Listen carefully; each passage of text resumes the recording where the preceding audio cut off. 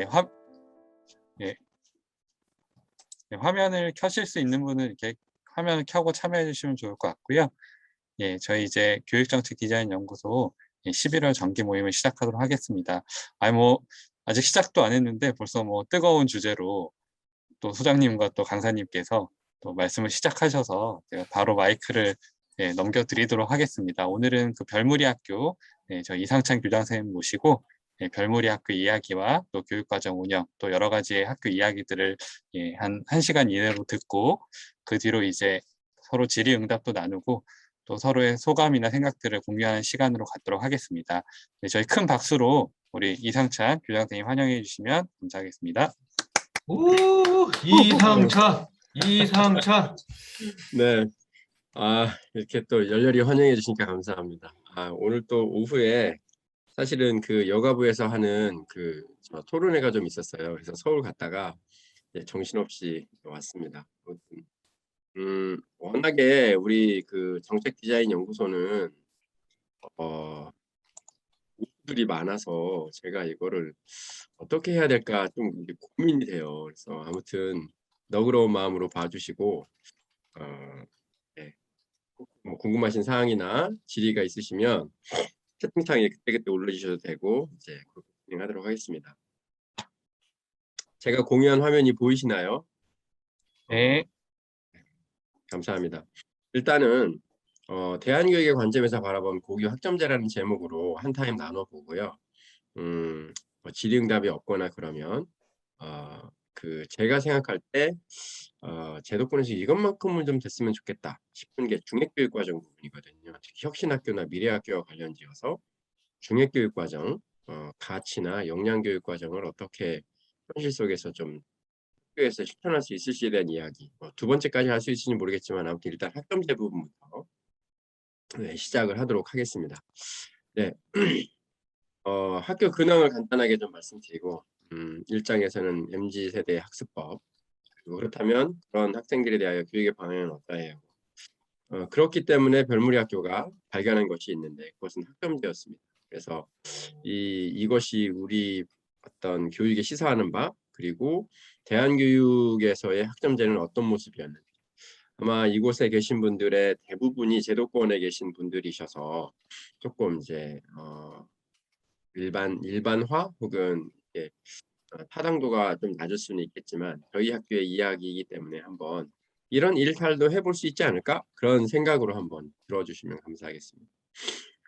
저를 소개해드리면 저는 19년차 공립학교 교사로 있다가 별무리 학교를 이제 개교하기 위해서 대안학교 교사로 이제 별무리 학교 교사로 3년을 있고 3년 동안은 또 별무리 학교 교육연구소 소장을 이렇게 지냈어요. 이때는 중등교육과정 쪽, 특히 고등학교 교육과정 쪽에 좀 집중해서 연구를 했고 그렇게 해서 그 연구한 교육과정을 이제 정교화 과정을 하기 위해서 고등학교 교감으로 가게 됐고 그 과정을 거쳐서 이제 별무리 학교 교장으로 올해 1년 차를 맞았습니다.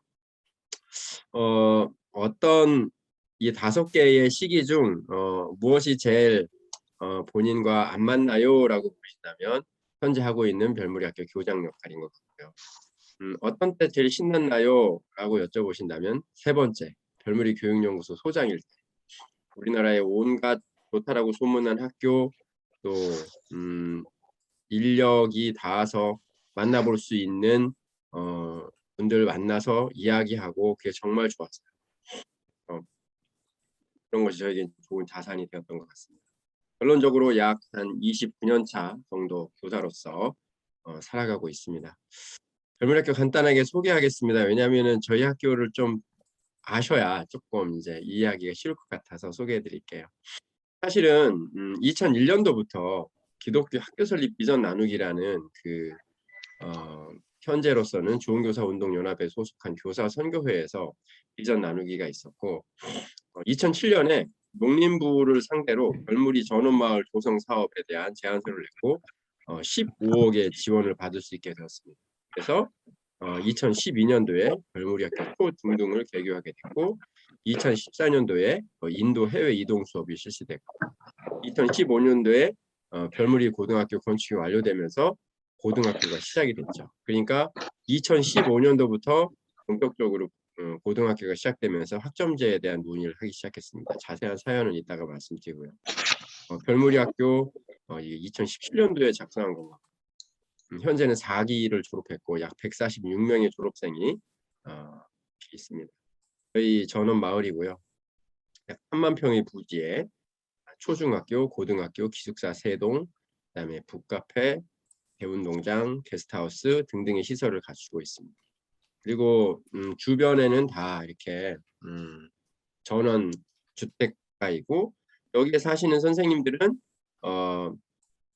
금산 관내 제도권학교 선생님들이 한 3분의 2 그리고 별무리 학교 교직원이 3분의 1 정도가 됩니다.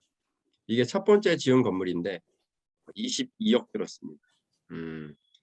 그 교사선교회 회원들이 22억을 그대로 모아주었고요. 약 410평 2층짜리 건물 교실 10개로 시작을 했습니다. 이러한 형태로 돼 있고 그때 당시 굉장히 좀 공들여서 지었다고 생각했는데 요즘 미래교육이나 혹은 교육공간과 관련되어서 생각해 볼 때 조금 아쉬움이 있어요. 네, 조금 더 깍두기처럼 짓지 않고 빠르게 지었으면 어땠을까 뭐 그런 생각이 좀 요즘 듭니다. 그리고 고등학교가 이제 2015년도에 지어졌고 이것은 그 초중학교는 컨스트럭션 매니저란 그러니까 교사들이 한 번도 그 학교를 지어본 적이 없고 건축위원들조차도 건축과 관련된 것을 아는 사람이 한 명도 없었어요. 그래가지고 그 컨스트럭션 매니저를 데리고 지었던 학교인데 이것보다 훨씬 크고 넓고 한 층이 더 있는데도 4억 싸게 지었어요. 직접 지으니까 교육 과정을 반영한 건물을 지을 수 있었고 우리가 원하는 설계대로 할 수 있었고 훨씬 더 좋은 좀 현재로서는 활용도가 높은 건물을 짓게 됐습니다. 고등학교 교실은 약간 휘어져 있고요. 별무리 학교는 시골에 있는 지금 한참 추수 때입니다. 손 모내기를 하고 이제 지금 벼가 익어서 탈곡까지 하고 있고 겨울에는 그 논에 물을 채워서 아이들하고 썰매 타고 놀고 있습니다. 봄에는 뭐 마을이 온갖 그 과일 열매가 과일나무에 과일이 맺혀서 학생들이 보리수부터 포도 등등을 열심히 따서 먹고 있습니다. 이런 시골에 있는 학교입니다. 네. 저희 학교 잔디구장은 아니고 아주 한 5분 거리에 군에서 만들어 놓은 시설인데 저희가 100만 원 조금 넘는 돈으로 1년에 아무 때나 쓰고 있습니다. 베이커리가 있고요. 데크오븐, 특별히 고등학교 학생들 중에 이제 진로가 이제 그 베이커인 사람들은 이곳에서 학습을 할 수 있는 거예요.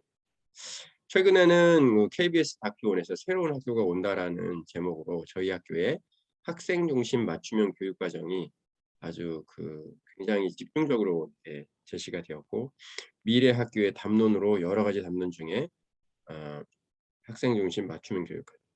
조금 간단하게 말씀드리면 학점제 기반 학생 중심 맞춤형 교육 과정에 대한 이야기가 있습니다. 이것은 혹시 유튜브에도 떠 있으니까 한번 기회가 되실 때 보시면 미래 학교의 담론 중에 이런 이야기들이 있구나. 중에 별무리 학교는 이런 게 있구나라고 보시면 되겠습니다. 대안학교 최초로 교육부 차관님이 방문해 주셔서 내년도 1월에 시행될 그 대한교육기관에 관한 시행령이 이제 발표가 날 거고 그러면 이제 별무리 학교도 제도권으로 진입을 하게 됩니다. 사실 교사를 교사라 부를 수 없었고 학교를 학교라 칭할 수 없었던 그 제도권에 있지 않았던 서름이 굉장히 컸는데 아마 최소한 이번 시행령을 통해서 학교라는 이름을 갖게 될 것 같습니다. 정확히는 대한교육기관 별무리 학교 이렇게 될 것 같고 대한교육법은 그 제도권 학교에서 이미 선점을 하고 있어서 대한교육법으로 못했습니다. 대한교육기관에 관한 법률이 현재 이제 국무회의만 남겨놓고 있습니다. 네, 저희가 4월까지 281명 정도가 이거 작년 자료네요. 죄송합니다. 제가 잘못 21년도는 285명의 학생들이 배우고 있고요. 요즘 이제 많은 곳에서 미래교육이라는 화두로 제도권 학교와 이 대안학교들을 연결시키려는 일들을 좀 하고 있습니다. 그래서 그때 좀 얘기했던 이야기들을 함께 나눠보고자 합니다. 요즘 학생 포노 사피엔스라고 감히 이름 붙였는데 사실은 좀 교육적인 용어는 아닌 것 같아요. 그러나 스마트폰이 나온 신인류, 모바일 원주민, 새로운 종족 포노 사피엔스 태어나 봤더니 핸드폰이 손에 쥐어져 있고 그곳을 통해서 세상을 만나는 데 너무 익숙한 이렇게 되어 있죠. 그리고 뭐 보통 안 물어봤고요, 안 궁금해요, 이렇게 얘기하는 형태의 아이들인데 사실은 어떻게 보면 거침없이 배우고 또 비체계적으로 지식을 습득하는 그런 특징을 갖고 있는 것 같습니다. 그래서 특별히 그 아이들은 본인의 욕망에 매우 충실하죠. 여기서 욕망이라는 것은 뭐 디자이어나 어떤 니드 이런 게 아니라 러브로 해석을 하더라고요. 본인의 마음에 가 있는 것, 본인이 심장이 뛰는 것, 이것은 꼭 해야 하는 그런 세대를 이렇게 MZ 세대라고 보통 이야기하는데 한 3가지 특징 정도가 될 수 있을 것 같습니다. 이런 학생들을 우리는 어떻게 가르쳐야 할까요? 이게 4차 산업혁명이 진행될 것이고 또 빅데이터 기반의 또 새로운 어떤 정보와 정보의 초연결 사회가 만들어질 텐데 과연 이러한 미래를 위해서 우리 아이들을 어떻게 키워야 할지, 그래서 저는 교육의 방향이 이러한 방향이 되어야 한다라고 생각하면서 오늘 강의를 진행해 보겠습니다. 옛날에는 바르게 봐라 이런 얘기 많았는데 요즘에는 다르게 볼 줄 아는 것이 굉장히 중요한 것 같습니다. 왜냐하면 바르다라는 개념 자체가 너무나 다양화되어 있어서 이 부분에 있어서 좀 바르게 보는 것보다는 다르게 볼 줄 알아요. 그리고 배우는 것으로 그치는 것이 아니라 그 배운 것을 새롭게 재정의하고 내 안에서 다시 정립되어져서 구성되어지는 그러한 상황들도 생각할 수 있어야 하고 융복합을 했을 때 교사의 의도로 융합되고 통합되는 게 아니라 학생의 내면에서 지식이 다시 통합되고 융합되는 그러한 형태로 교육의 방향이 가야 하고 기존의 문제 해결력이 가장 중요했다면 문제를 제시할 줄 아는, 무엇이 문제이다라고 얘기할 줄 아는 그런 교육의 방향이 필요하고 경쟁하는 사람보다는 협업하는 사람. 물론 이것이 구글 코리아라는 굉장히 특별한 업계에서의 이야기일 수는 있겠지만 이것은 마이크로소프트사도 똑같이 겪었던 일이라고 합니다. 2번째 경영자가 줄 세우기식으로 성과고 확실하게 챙기고 뒤에 있는 잘 못하는 사람들은 거의 뭐 성과급을 완전히 주지도 않는 그런 형태로 확실하게 구분했을 때 마이크로소프트사가 결국은 구글이나 다른 기업들과 경쟁하는 것이 아니라 걔들끼리 경쟁하게 만들어서 결국은 그 MS사가 주가가 폭락했다라는 상황이 있었고 반대로 3번째 인도계의 새로운 리더십이 세워져서 마이크로소프트사를 운영할 때 거기는 기준이 경쟁 잘하는 사람보다는 협업할 줄 알고 다른 사람을 짓밟고 성공하는 데에 익숙한 것이 아니라 동료나 부하 직원들을 성공시킬 줄 아는 그 이덕을 그 기업의 가장 큰 가치로 두었을 때 요즘 MS사가 급성장하고 있는 이유다 이렇게 얘기하고 있더라고요. 이것은 뭐 비단 구글 코리아 전무님이 얘기하는 것뿐 아니라 우리가 미래 교육을 생각할 때 생각해 봐야 할 문제인 것 같습니다. 이러한 방향으로 교육이 가야 한다. 이런 맥락으로 오늘 제가 강의를 진행하도록 하겠습니다. 잠자는 학생 방치하는 교사, 우리 에디 호프에 올렸던 글인데 저희가 2015년도에 역량중심 교육과정이라는 정말 적어도 별무리 고등학교를 졸업했을 때 대학을 못 갈 수도 있고 뭔가 그 일반적인 성취에 있어서 실패할 수도 있겠지만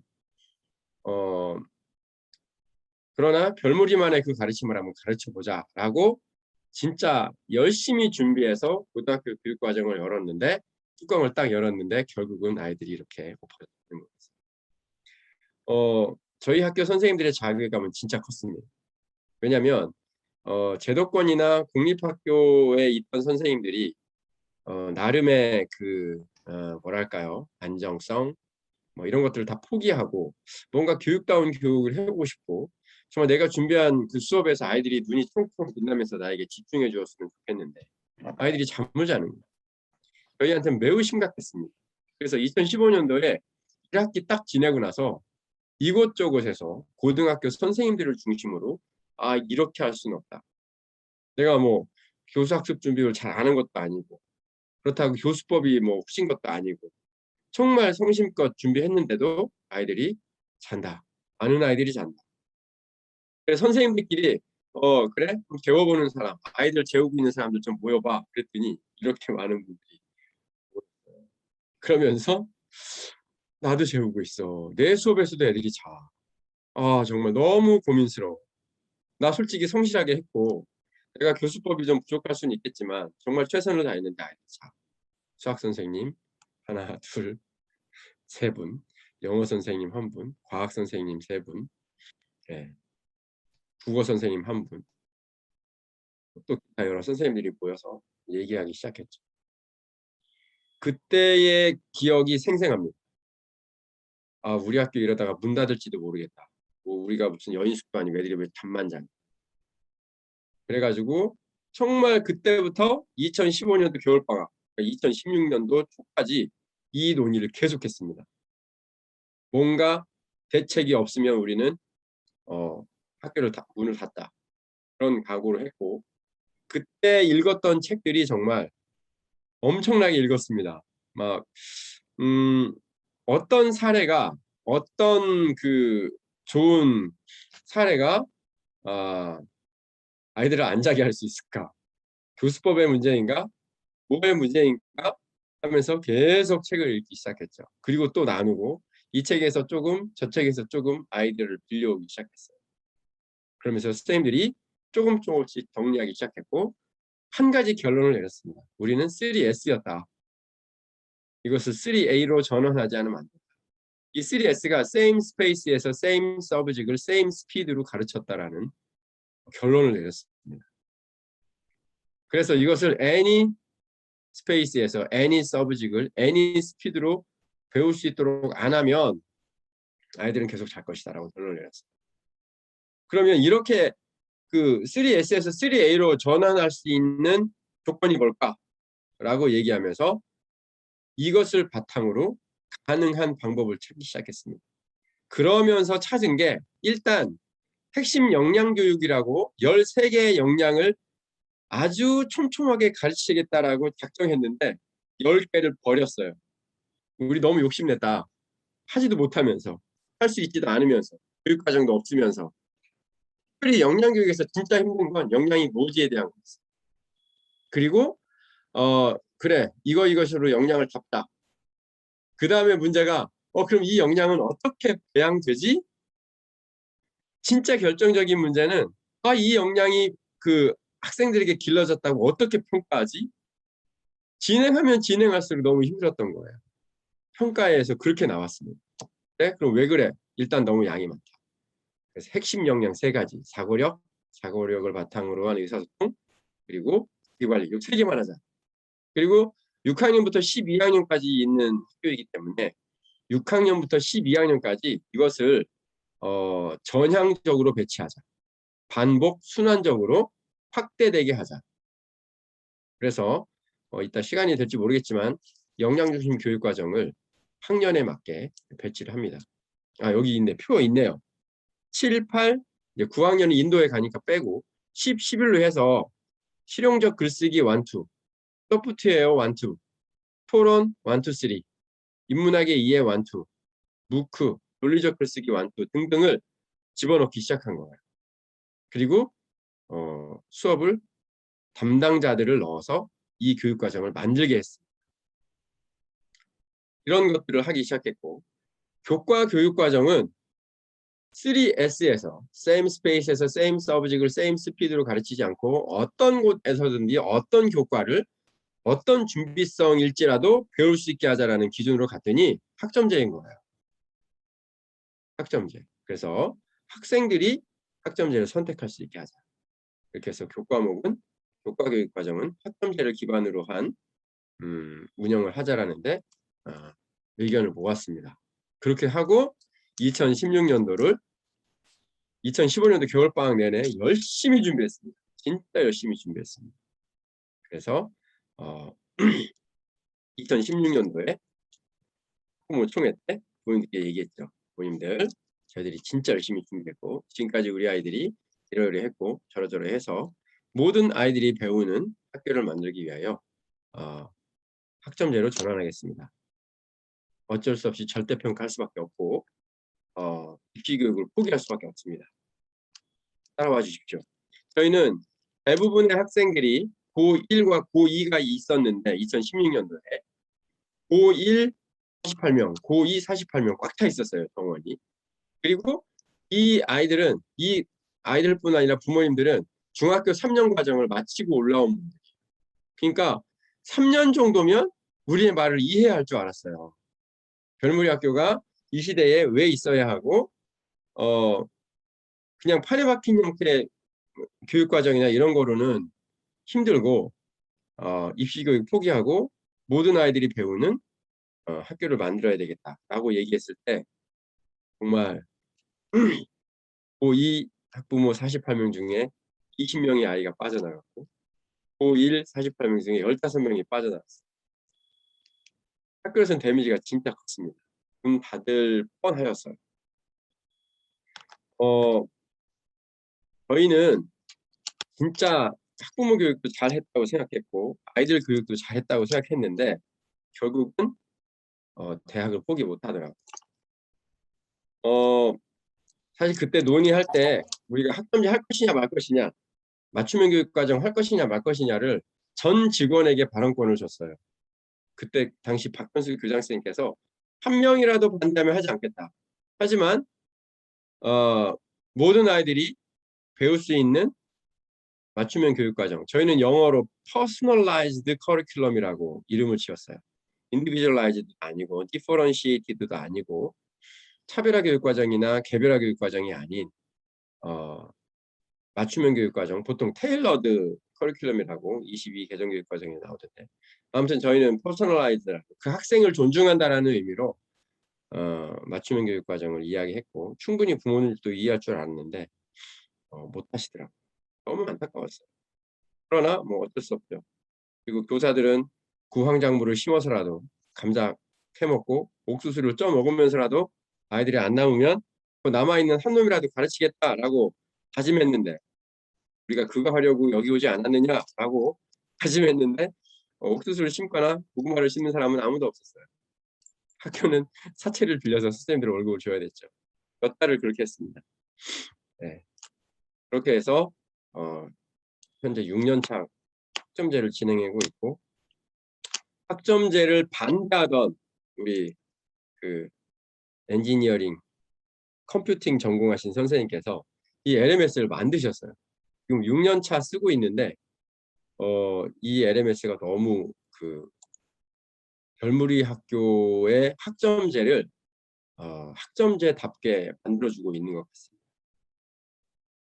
혹시 그 이게 LMS가 열려서 이쪽에 제 사진하고 21학년도 4쿼터 이게 바뀌었나요? 안 바뀌었나요? 제 보이는 게 은하수 선생님 화면 한번 봐주세요. 그 BLMS 수업 개설 수강 신청 시스템 이거 있나요? 아니에요. 그러면 공유를 다시 하겠습니다. 저희 학교가 그래 어떤 성과가 있니? 라고 물으신다면 요 LMS라고 말씀드리고 싶은데 사실 경기 미래학교나 여러 좀 선도적 교육을 하고 싶어하는 학교들이 결국은 이 LMS에서 많이 막히는 걸 볼 수 있었는데 저희 학교는 러닝 매니지먼트 시스템을 갖고 교사와 학생들이 수업을 개설할 수 있게 하고 개설된 수업을 수강 신청할 수 있도록 하고 학생들의 시간표와 심지어 생활 기록부까지 관리하는 이 플랫폼을 하나 스스로 만들었습니다. 자세하게 설명을 드릴 수는 없을 것 같고 교사와 학생 모두 다 수업을 개설할 수 있는데 이렇게 강의실을 선택하고 비어있는 곳을 선택하고 작성자가 누군지 그다음에 교과목은 무엇인지 선택하고 안 보여요? 잘 보입니다. 예. 그냥 강좌명 얘기하고 개설 배경과 가치와 역량을 꼭 넣게 돼 있습니다. 하고 통과 목표를 하고 8주 동안 뭘 배울지 기록하고 대상은 누군지, 수준은 어떤지, 그리고 교재는 무엇을 쓸 건지, 그리고 본인 평가가 있을 수 있다면 넣고, 선생님을 티처라고 안 하고 멘토라고 하였습니다. 이유는 모든 아이들이 배우는데 학교 안에 있는 선생님에게만 배우는 게 아니었어요. 모든 아이들이 배우다 보니 금산군에서 가장 빵 잘 굽는 베이커도 선생님으로 모셔왔어야 했고, 또 금산군에서 목공을 가장 잘하는 장인을 불러다가 아이들에게 좀 가르쳐 주십시오 부탁할 필요도 있었고, 금산에 있는 혹은 대전 혹은 서울이나 대한민국 혹은 전 세계에 흩어진 멘토를 학생들과 연결시켜줘야 돼서 그분들까지 포함해서 멘토라는 이름을 넣었습니다. 사실 이것은 별무리 학교의 띠터로 있는 선생님들에게는 엄청난 도전이었고, 특별히 멘토로 바꾸는 과정에서 선생님들의 역할이 많이 변했습니다. 실제로 선생님 저를 과학교사, 그것도 생명 영역의 교사로 뽑아놓고 왜 저한테 바리스타를 가르치라고 하십니까? 왜 저한테 이거를 맡으라고, 수업을 맡으라고 하시는지요? 이렇게 얘기하시는 선생님들이 많았어요. 어쨌거나 그 이야기는 좀 이따 하도록 하고요. 이렇게 하고 예를 들어서 멘토링 해주는 선생님이 전문가일 경우는 A, B, C, F를 줄 수 있습니다. 그러나 전문가가 아닌, 예를 들어 저는 교육학 전문가인데 저의 전공과 상관없는 예를 들어서 저는 제가 얘기했던 베이킹을 한번 수업을 했던 적이 있었는데 저는 베이킹 전혀 모르거든요. 그래서 선생님 상관없어요. 저희들이 주도적으로 할 테니까 멘토만 해주세요. 할 수 있습니다. 그러나 그런 경우는 학점을 주지 않습니다. PF로 처리를 하는 형태로. 그래서 이것이 이제 해서 제출을 하면 이게 이제 딱 수강 신청에 올라오는 겁니다. 그래서 예를 들어서 조은길 선생님이 엔지니어링 쪽인데 웹 프로그래밍이나 이런 것들을 하는데 선생님의 수업이 쭉 있는 거예요. 그리고 요일도 있고 교육과정도 볼 수 있어요. 그래서 요거를 봤다. 그러면 이런 걸 하는구나. 그리고 한유라는 아이가 혼자 듣고 있네. 그러면 나도 들어봐야지 하고 수강 신청을 하면 이것이 수강 신청이 되는 겁니다. 그래서 예를 들어서 우주랑이라는 아이는 이렇게 시간표가 나오는 거예요. 본인이 선택한 시간표가 이렇게 나오는 거죠. 결국은 요즘 아이들이 135명이라면 135개의 시간표가 나옵니다. 그리고 교과 정보로 들어가면 제가 이번 쿼터에 개설한 수업이다. 그 다음에 요것들이 평가 과정을 거쳐서 생기부로 이렇게 생성되게 LMS를 만들어 놓았습니다. 평점과 교과 세트. 대안학교 전형을 받는 학교는 요거 그대로 출력해서 대학 입학처에 보내고 있습니다. 이렇게 해서 보내고 있고 이번 쿼터에 교사들이 개설한 수업입니다. 17명의 교사들이 개설한 수업이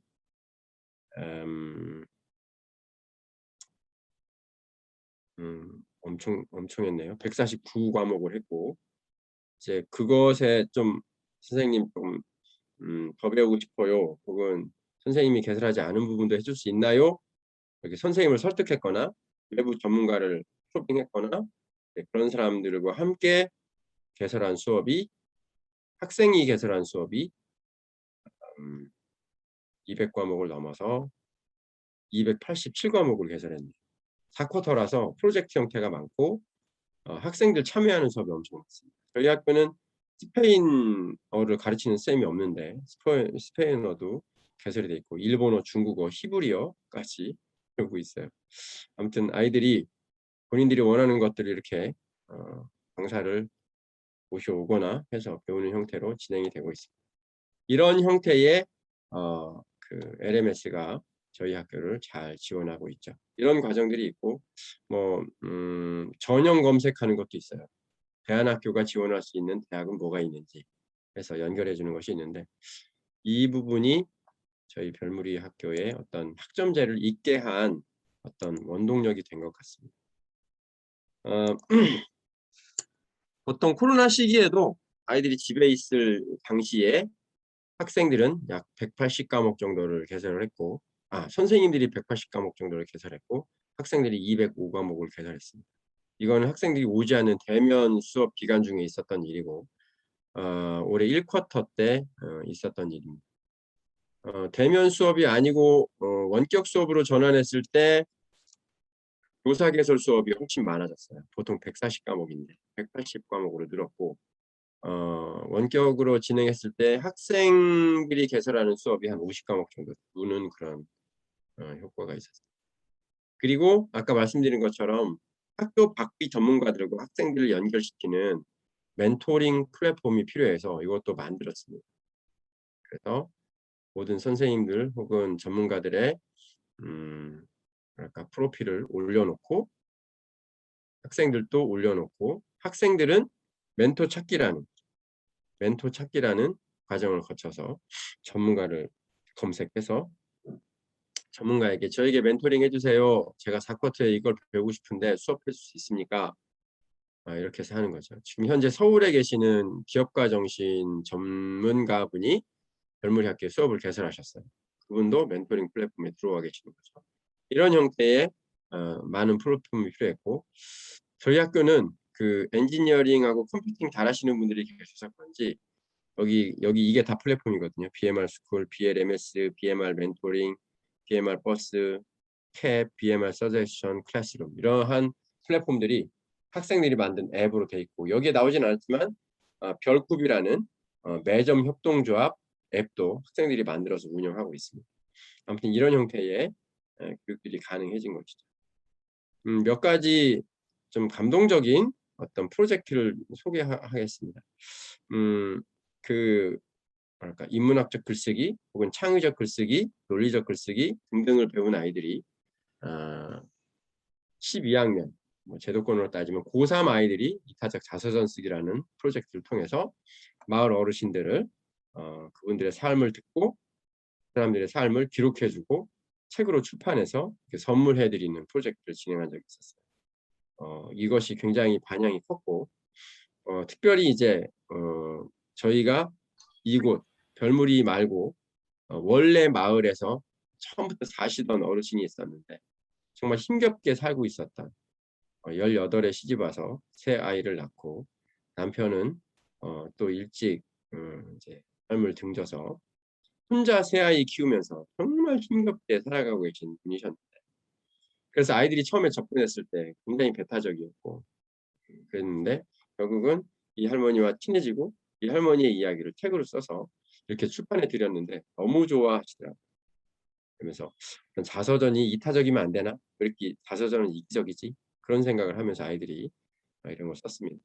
사실은 이게 중핵교육 과정의 예로도 쓰이는데 저희가 지향하는 바는 중핵교육 과정의 중핵이라고 생각하는 가치와 역량이 교과교육 과정이나 학생들의 배움에 반영되는 것이 학교의 최후 목표입니다. 사실. 그러니까 이런 이타성이라든지 자발적 이타성이 저희 학교에서는 제일 중요한 가치인데 그러한 가치들이 삶 속에 이렇게 투영되는 형태의 배움이 진정한 배움이다라는 생각이 있고 학점제를 하고 학생들이 주도적으로 자기가 배울 것들을 찾아가는 과정에서 굉장히 좋은 어떤 결실이라고 볼 수 있겠습니다. 특별히 시골에 있는 학교이기 때문에 많은 학교들과 이런 프로젝트를 많이 합니다. 그래서 스마트 파밍 프로젝트를 하기도 하고 이러한 것들을 하기도 하죠. 금산에서 다문화 인구가 지자체 대비 제일 많습니다. 그들을 위해서 그들의 어떤 뭐랄까 부끄러워함 혹은 우리나라에 대한 낯섦 이런 것들에 대하여 좀 잘 정착할 수 있도록 도와줬습니다. 그래서 학생들이 제안서를 갖고 다문화 센터에 가서 우리가 다문화 센터에서 다문화 가정을 연결해주면 그 엄마의 말과 우리나라의 말이 다 같이 들어간 동화책을 만들어 드리겠습니다. 그래서 베트남, 필리핀, 중국 세 나라의 엄마를 섭외해서 그 엄마들을 만나고 인터뷰하고 그 취지를 설명하고 저희가 이런 걸 써드리고 싶은데 책으로 출판이 되면 이걸 아이에게 자신 있게 엄마 나라의 말로도 읽어주시고 우리나라 말로도 읽어주세요. 아이가 엄마가 중국 사람인 게 베트남 사람인 게 부끄러운 일이 아니라는 것을 떳떳하게 이야기하세요. 그리고 엄마 나라의 이야기에 대하여 아이에게 자신 있게 얘기하셔야 됩니다. 이런 것들이 굉장히 잘 설득이 됐고 3권의 다문화 동화책을 만들었죠. 성과는 굉장히 좋았고 중국 엄마 같은 경우는 이 책을 받으면서 우셨어요. 한 번도 뭐 중국 음식 먹어보기, 중국 옷 입어보기 이 정도는 했는데 이렇게 자기의 어떤 뜻깊은 책들을 이렇게 프로젝트로 만들어 주니 너무 고맙다. 여기에 들어간 뭐 사파 그리기, 사파 스캔 뜨기, 출판사 출판 연결해서 출판하기, 글도 정선해서 써야 되고 그 세 나라의 말로 다시 바꿔야 하고 이런 과정들을 거의 한 20명의 아이들이 협력해서 프로젝트를 진행해 갔는데 이 책이 만들어지고 나서 정말 기뻤습니다. 별무리 학교에서 이런 일을 할 수 있다니. 그래서 굉장히 좀 좋았던 프로젝트 2개만 소개했습니다. 학점제를 진행하면서 학생들이 프로젝트로 저렇게 결실을 맺는 것도 있지만 이제 교육과정 그 설문을 매 학기마다 하는데 학생들이 이 학점제에 대해서 어떻게 생각하는지, 교육과정에 대해서 어떻게 생각하는지에 대해서 좀 조사한 것 중에 몇 가지만 소개해드리겠습니다.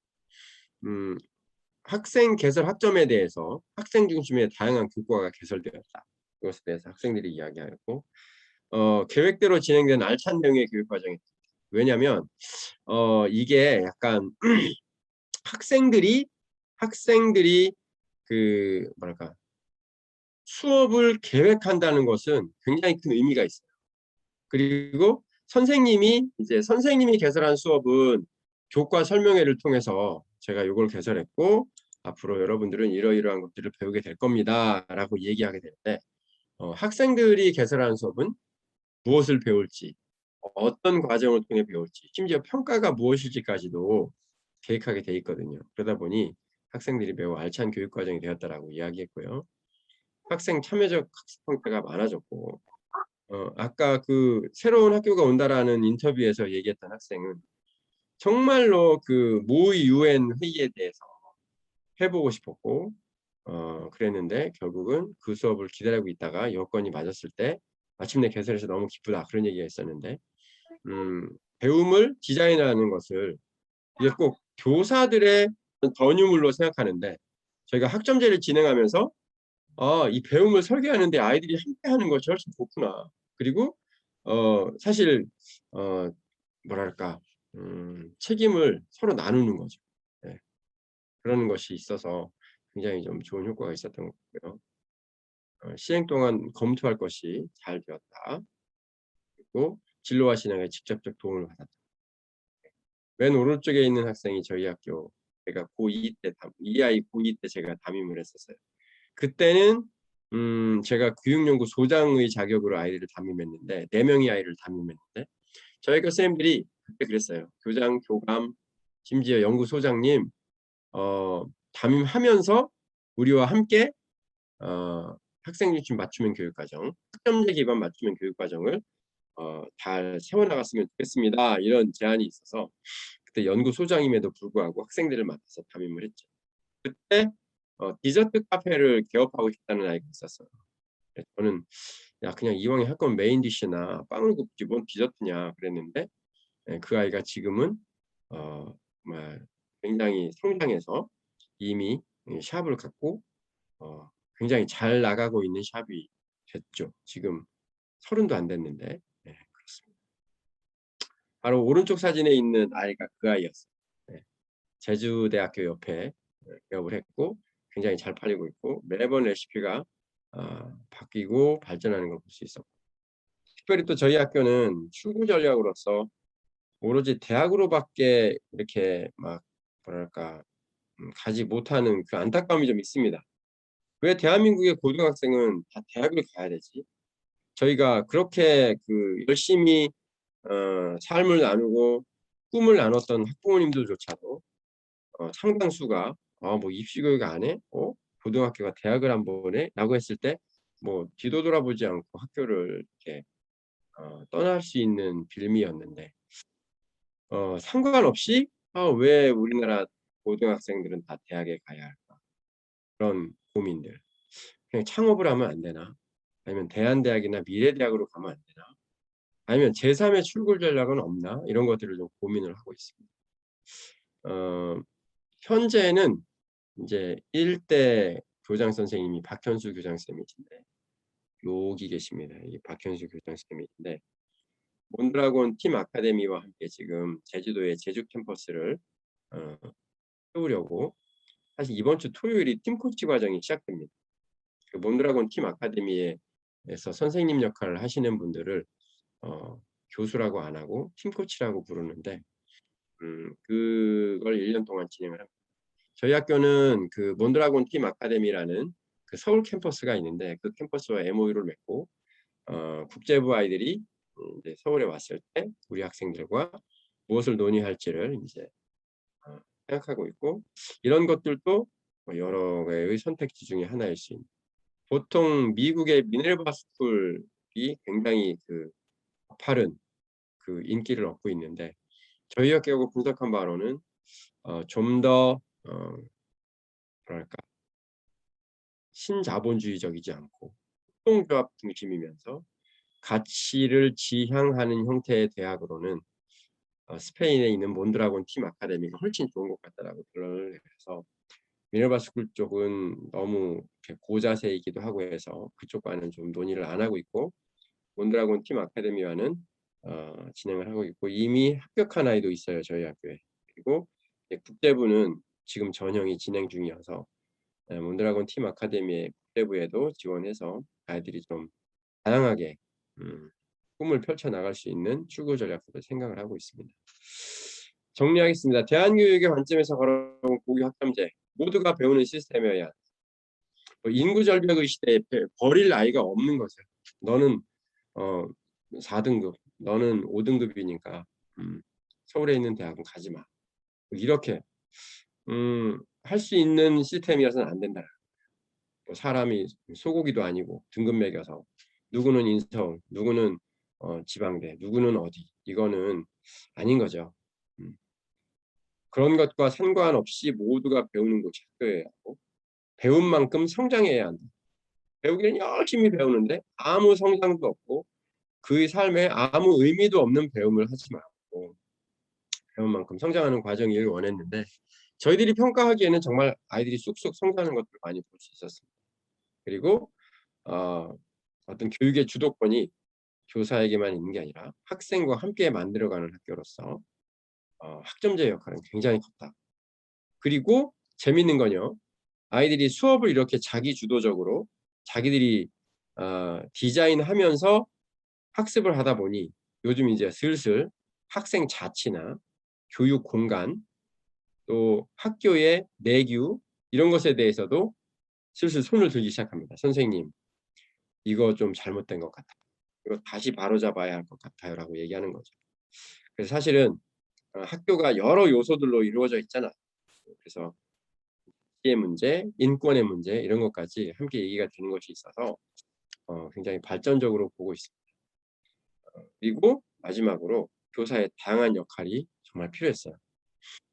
고교 학점제 하면서 사실 몇백 개의 교과목이 개설이 됐고 이것이 얼마나 충실하게 진행되고 있는지에 대해서는 저희는 담보할 수 없습니다. 하지만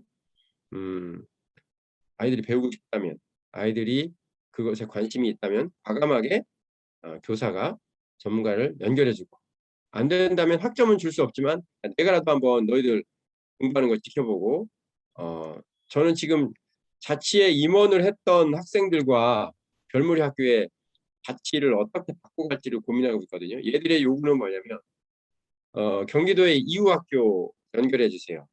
그리고 저희를 태우고 거기까지 가주세요. 네. 제천 간디학교 만나고 싶어요.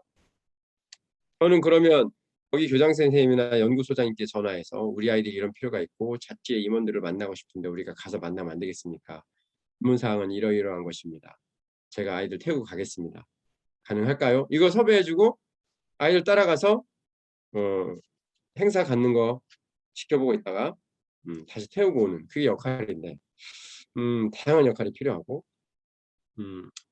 뭐랄까 교과교사로서만 끝날 수 없고 그저 티처로서만 끝나는 것이 아니라 멘토, 링커, 리더, 가이더, 퍼실리테이터 다양한 역할이 필요하다는 것을 알게 되었습니다.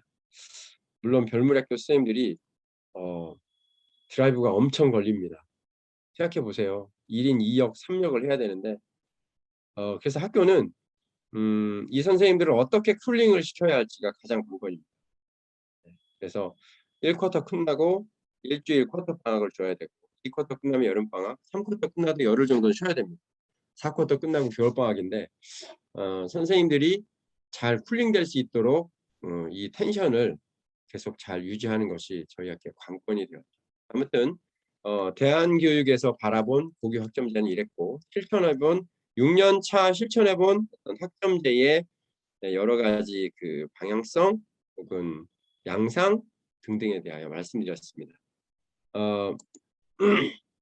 첫 번째 제가 드리고 싶은 말씀에 대해서는 다 말씀드렸고요. 혹시 궁금한 사항이나 질문 사항이 있으시면 얘기해 주시고 그 다음 이어가도록 하겠습니다. 예, 감사합니다, 교수님. 네. 지금 저희 그 선생님 한 분께서 이렇게 소감을 하나 남겨주셨는데요. 예, 학교다운 학교를 만들어 가시는 의지와 또 정성과 성과에 대해서 또 박수를 보내고 싶고, 고등학교가 이제 결코 대학을 위해서 아이들을 줄 세운 도구가 아니라는 그런 당연한 진리를 다시 한번 생각해 보게 되셨다고 말씀을 해주셨습니다.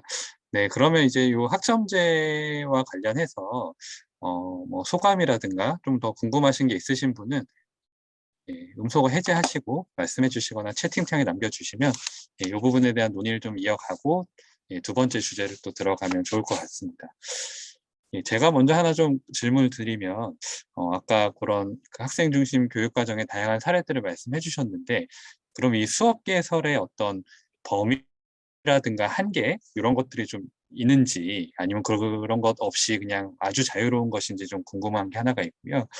아까 다양한 이제 교사의 역할에 대해서도 이렇게 그 말씀을 해주셨는데 이렇게 어떻게 보면 헌신할 수 있는 그 선생님들의 어떤 동력은 무엇인가라는 부분이 좀 궁금하거든요. 감사합니다. 수업 개설의 한계는 최대한 개설하려고 애쓰지만 최종적으로 전문가가 섭외가 안 됐으면 개설이 안 되는 거예요. 그리고 보통 교과 설명회 때 선생님들이 이 수업은 적어도 7명은 있어야 돼. 그러면 그게 기준이 됩니다. 그렇게 되고 아이들이 스스로 개설하는 수업에 대해서는 한계가 거의 없다고 볼 수 있는데 그것의 한계는 학점을 못 받는다는 거죠. 예를 들어서 대학을 좀 생각하는 아이는 학교 프로필에 PF 받은 교과는 아카데믹한 어떤 전문성이나 아이들이 그 체계적으로 배웠다라고 볼 수 없습니다라고 쓰거든요. 그래서 PF가 많은 교과의 그 PF가 많이 있는 생활기록부는 성적은 좀 이렇게 평가 절하될 수 있는 경향이 있어서 그런 한계가 있다고 볼 수 있고 저희 학교 선생님들이 그렇게 헌신하는 이유가 뭐냐? 이건 사실은 저희 학교는 오기 쉽지 않은 학교예요. 너무 시골에 있고 특히 젊은 선생님들이 왔을 때 여기는 지금 밤에 나가보면 정말 별이 반짝반짝 거리는데 네온사인 하나 없는 적막한 시골이어서 일단 별무리 학교를 좀 가야 되겠다라고 생각하시는 분들은 일단 별무리 학교를 나름 리서치 하시고 이 학교에서 헌신하는 건 진짜 헌신이네 라는 것이 일단 깔려서 오시는 것 같아요. 그래서 헌신할 준비가 되신 거죠. 일단은. 왜냐하면 일단은 보수가 너무 적어요. 저희 아내 제가 지금 29년 차라고 말씀드렸는데 뭐 제 동기들과는 비교할 수 없고요. 저희 아내가 저보다 2년 그 후배인데 아내 연봉의 반이 안 돼요. 제가 그러니까 연봉이 일단은 그런 데서 사실 공립학교나 사립학교지만 제도권에 있는 학교에 계셨을 경우는 그렇게 큰 경제적 그 포기가 필요 없을 텐데 여기는 일단 경제적인 포기를 해야 되고 누릴 수 있는 뭐 시설은 자전거를 타거나 걷거나 스스로 자가 동력을 하지 않으면 안 되는 그런 상황이어서 일단 오시면서 포기가 되는 것 같아요. 하지만 선생님 그 사랑도 지치는 것처럼 우리 선생님들도 자주 지치셔요. 그래서 이번 주 금요일은 단풍놀이를 갈 예정입니다. 그런 것들을 좀 잘 해야 되죠. 예, 교장선생님 감사합니다. 그 선생님들의 어떤 헌신과 소명 의식을 또 말씀해 주셨던 것 같고요. 예, 저희 또 이제 그 학부모님이시기도 하고 이런 예, 그 단체 활동을 많이 하시는 우리 대표님이시기도 한데 이제 이 교육 과정에 대한 논의들을 이제 교사 차원에서 이루어지는지 아까 말씀하신 이제 학생 또 학부모까지 이렇게 교육 공동체 주체들이 참여하는 그런 부분에 대한 고민들 혹은 뭐 실천들이 있다면 좀 나눠주시면 좋겠습니다. 정말 제가 설명 못 드린 거를 이렇게 질문해 주셔서 너무 감사합니다. 사실은 그 35명의 아이들이 학교를 떠났다고 얘기했는데 엄밀히 따지면 학교가 아이들을 지키지 못한 거예요. 네, 왜냐하면 얼마나 거칠게 학점제를 시행했는지 알 수 있는 대목입니다. 사실 저희가 학점제를 시행하고서 얘들아 이제 너희들에게 모든 선택권을 줄 거야. 정말 덜덜 떨면서 줬어요. 왜냐하면 내 수업을 수강 신청 안 하면 나는 뭐 하지? 학교에서 월급은 줄까? 주기로 했어요. 그래 수업 하나도 안 하고 월급 받으면 행복할까? 아무튼 그러고 아이들한테 모든 선택권을 넘겼는데 재밌는 건요. 아이들이 선택을 못하는 거예요. 선택을 못하는 거예요. 그래서 왜 선택을 못해? 자유야 라고 했는데 아이들이 선생님 뭘 선택해야 할지 모르겠어요. 심지어 어디에서 시작해야 할지 모르겠어요. 그러는 거예요. 그때 저희들이 느꼈어요. 선택하는 것도 안내해 줄 필요가 있구나. 이게 사람이요. 이 자유를 주었을 때는요. 자유에 대한 억압을 원해요. 매뉴얼을 원하고요. 억압했을 때는 또 자유롭고 싶어요.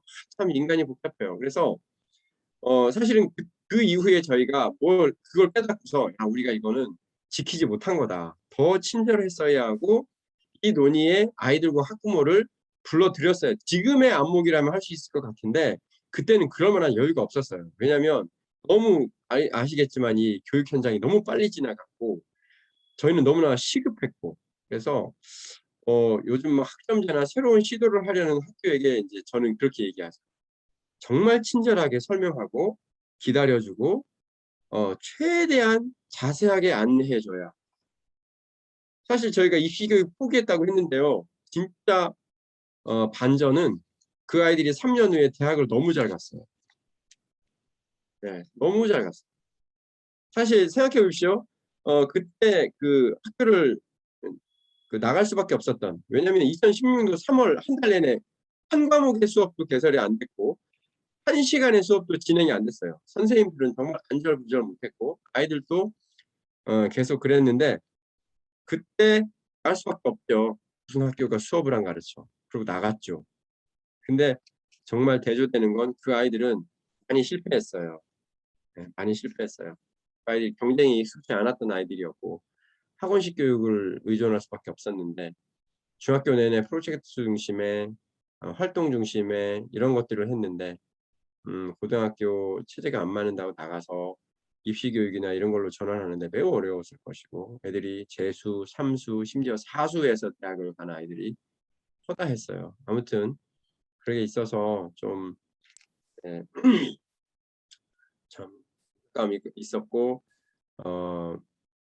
부모님들이 이해를 할 수 있는 기회를 학교가 안 주고 하시려고 하시는 분들은 아니었고 이렇게 그 어떤 교육다운 교육에 저희가 그랬거든요. 별무리 학교는 무엇의 대안이냐? 지금까지 있던 기독 대안학교들의 대안이냐? 지금까지 있던 우리나라 대안학교에 대한 대안이냐? 이렇게 불렀을 때 저희는 학부모님께 그랬거든요. 별무리 학교는 모든 비교육적인 것에 대한 대안입니다. 이렇게 얘기했거든요. 그것에 대해서 충분히 설명할 수 있어야 하고 학점제가 학점제로 가는 것이 왜 교육적이고 앞으로 이게 왜 필요한지를 더 자세하게 설명했었어야 했어요. 예, 감사드립니다. 예, 또 상황과 또 성찰 지점까지 또 말씀해 주셨습니다. 그 이제 별무리 학교가 초기에는 이제 5, 6학년, 초등 5, 6학년에서 시작을 했고, 이제 지금은 이제 6학년 단계부터 있다고 해주셨는데, 그런 변화의 이유가 있었는지 좀 궁금하고요. 또 이 초등 과정에서도 이렇게 방금 말씀해 주신 고등학교처럼 학점제 체제가 있는지, 예, 그런 질문을 주셨습니다. 학점제의 효과는 상위 학년으로 갈수록 효과적입니다. 그래서 선택의 폭을 넓게 해줘야 합니다.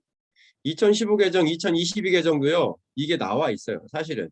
교육과정대로라면 10학년 혹은 9학년까지가 국민 공통교육과정입니다.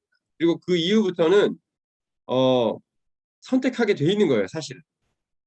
그러니까 우리 아이들은 뭐 문과, 이과 이 정도 선택하죠. 실업계냐, 인문계냐, 뭐 마이스터고냐, 특성화고냐, 아니면 특목고냐, 뭐 이런 거죠. 그런데 사실은 그 선택의 개념에 있어서 별무리 학교는 좀 더 다양화한 거죠. 그래서 사실은 선택의 폭이 넓어지는 시기를 저희는 10학년으로 보고 있고요. 9, 8, 7, 6, 5, 4, 3, 2, 1로 가면 갈수록 사실 버릴 게 없어요.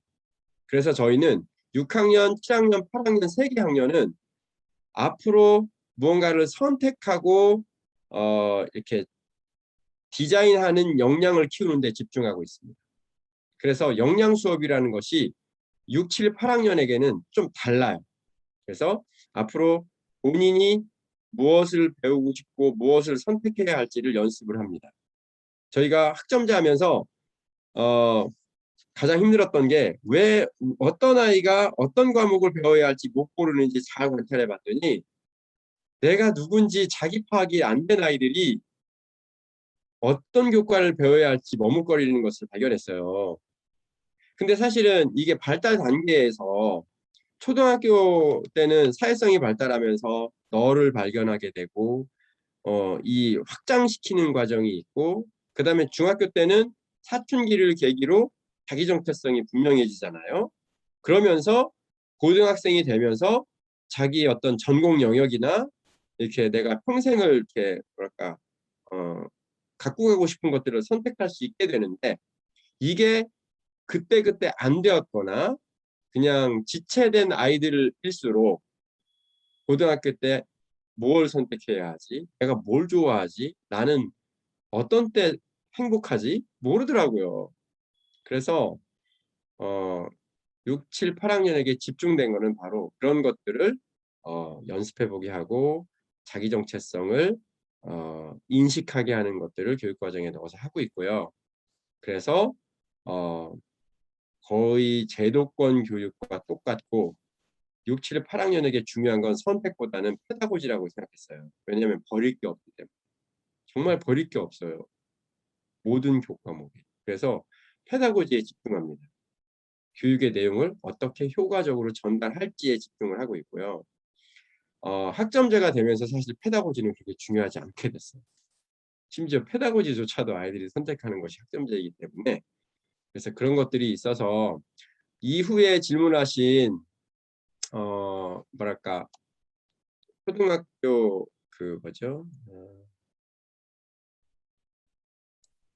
6학년 단계부터 있고 그 이유가 궁금하고 학점제 초등의 적용 가능성은 무엇일까 했는데 저는 학점제를 누릴 수 있는 준비를 시키는 시기라는 생각이 들고 6학년의 경우는 그 일주일에 2시간 할애해서 영양 시간에 본인의 흥미와 또 이런 그 즐거워하는 것들을 찾아가는 수업을 다양하게 열어서 거기에 참여해보게 하고 그걸 4번 해보게 하는 거죠.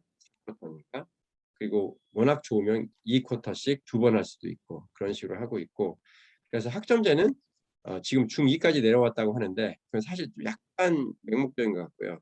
그 포션이나 이런 것들은 좀 조절할 필요가 있습니다. 그리고 교과목도 어떤 부분에 대해서는 선택하게 하고 좀 그럴 부분이 저희 학교는 좀 있습니다. 고등학교만큼 완전히 열어서 그렇게 하지는 않고 있습니다. 예, 감사드립니다. 예, 저희 질문이 계속 이어지고 있어서 아마 요 주제를 계속 논의할 것 같은데요. 일단 답을 드리겠습니다. 질문을 드리겠습니다. 이 별무리 학교에서 이제 모든 학교 구성원에게 적용되고 있는 중요한 뭐 원칙이나 가치가 있다면 좀 말씀을 해주시고, 이제 아까 이 교사들의 헌신과 또 자발성이 기반이 되지만 어떤 신학적인 부분 이외에도 이 별무리 학교의 교사 공동체가 운영되는 방식, 공유하는 그런 부분들이 있으면 좀 나눠주시면 감사하겠습니다. 네, 그리고 곁다리로요. 예, 요거는 곁질문 같은데, 이제 자녀를 보내고 싶은 선생님이 계신데 이제 학비가 좀 걱정되신다. 근데 이제 아까 말씀해주신 법령이 좀 개정되면 뭐 선생님들 급여나 이런 학비 부분에서 조금 개선이 되는지 그것도 좀 궁금하네요. 감사합니다. 첫 번째 중요한 원칙은 그게 중요교육과정입니다. 사실은 우리 선생님들도 학교 개교 인원이 12명이었고 고등학교가 생기면서 24명으로 늘었고 또 아이들이 계속 늘어나면서 36명으로 늘었거든요. 12명 단위로 늘더라고요. 그런데 12명의 개교 멤버일 때는 별무리 학교 이거 제일 중요해. 이것은 꼭 교육 목적이니까 구현해야 돼. 이건 교육 목표야. 그리고 이것들을 만들어내는 가치는 이것이야 라고 얘기했어요. 그게 바로 저희는 기독학교이기 때문에 제자도, 공동체, 조명, 샬롬 이게 4대 가치입니다. 그래서 고등학교 교사는 2015년도에 개설되는 선생님들을 위해서 2014년도 초에 선생님들을 미리 뽑았습니다. 그래서 이 가치와 별무리 학교의 철학을 1년 동안 가르쳤어요. 그러면서 계속되어져 오고 있고 이것이 학생들에게는 중학교육 과정으로 다시 재가공됩니다. 그래서 그 제자도는 자발적 이타성이라는 개념으로 학생들에게 가르치고 있고 이것은 뭐냐면 성경의 예수가 가장 높지만 가장 낮게 살아간 삶의 그 궤적 그리고 정말 가장 강하지만 약하게 살아갔던 결국 그 십자가에 달려 죽었던 그 삶을 따라간다. 이것은 굉장히 자발적이면서도 굉장히 이타적인 것이거든요. 오늘도 아이들과 나눴는데 자발적 이타성이 첫 번째 가치입니다. 아까 이타적 자서전, 다문화 동화책, 스마트 파밍 이게 다 섬김과 관련이 있고 별무리 학교의 이타성과 관련이 큽니다. 그래서 가장 강조하는 것이 바로 이 4대 가치입니다. 그리고 이 자발적 이타성은 두 번째 가치, 공동체라는 개념으로 묶여져야 합니다. 절대 이것은 혼자 할 수 없는 일이고 여럿이 모일 때 가능하다. 그리고 세 번째 가치가 소명입니다. 그런 공동체에게 시대와 상황이 분명하게 할 일을 준다. 미친 듯이 공부해서 줄 세우기 식으로 간 아이들이 해야 할 일이 있고 그런 것과 전혀 상관없이 정말로 내 심장이 뛰는 그 일을 했던 아이들이 공동체를 이루어서 할 일에 대하여 분명히 있을 것이다. 저희는 사실 졸업한 이후에 별무리 교육 공동체라는 이름으로 영원히 함께 공동체를 이룰 것을 부탁을 합니다. 그리고 어느 순간에는 학교가 그런 졸업한 제자들을 돕고 만약에 선생님이 되거나 멘토가 되어져서 돌아온다면 그 아이들을 위해서 집을 짓고 가게를 지을 생각이 있습니다. 왜냐하면 저는 기독교 교육을 한 번도 못 받아봤습니다. 대학생 때까지.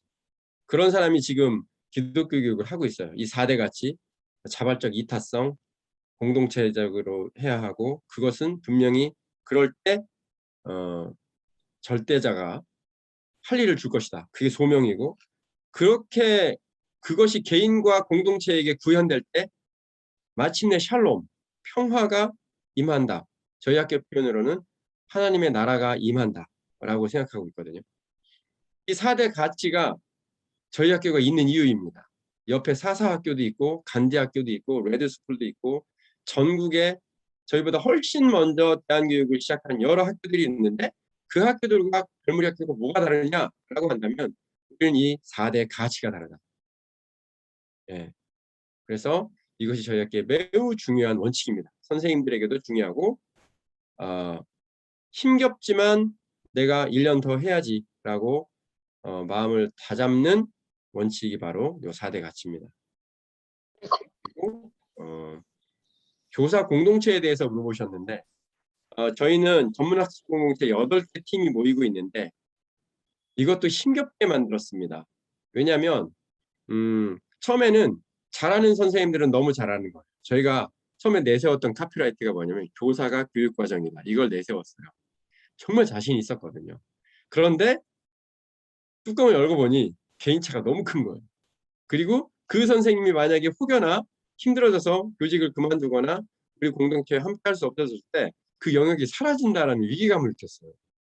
그래서 저희가 8개 영역, 제가 명확하게 서술할 수는 없을 것 같은데 저는 국제교육개발 협력 쪽에 가 있습니다. 그래서 저는 캄보디아나 미얀마의 그런 학교 세우는 선교사님들이나 그 교육 전문가들을 돕는 일을 하는 걸 원하고 그것에 뜻이 있는 저희 학교 선생님 4분이 함께 힘을 합쳐서 방학 때나 학기 중에는 줌으로 교사 교육 등등을 하고 있습니다.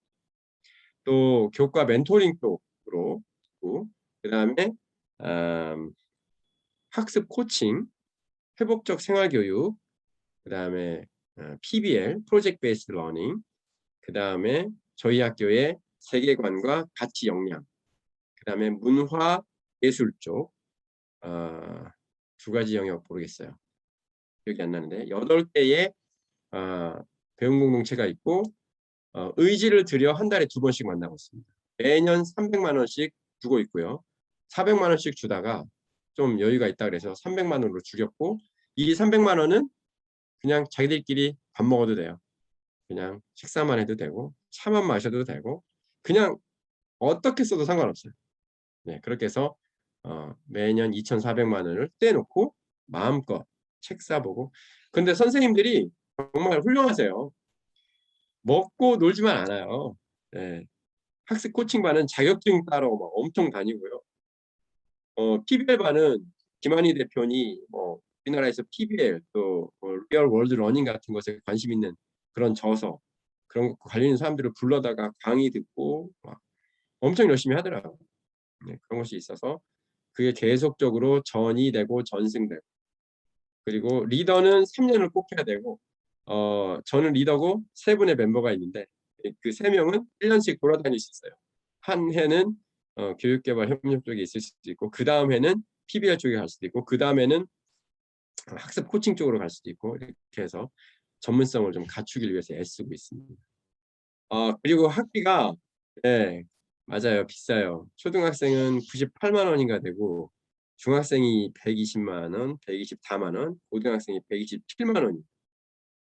수업료, 기숙사비, 식비, 교사 학습 유물, 간식비, 대전까지 금요일 날 데려다주는 라이드 비용.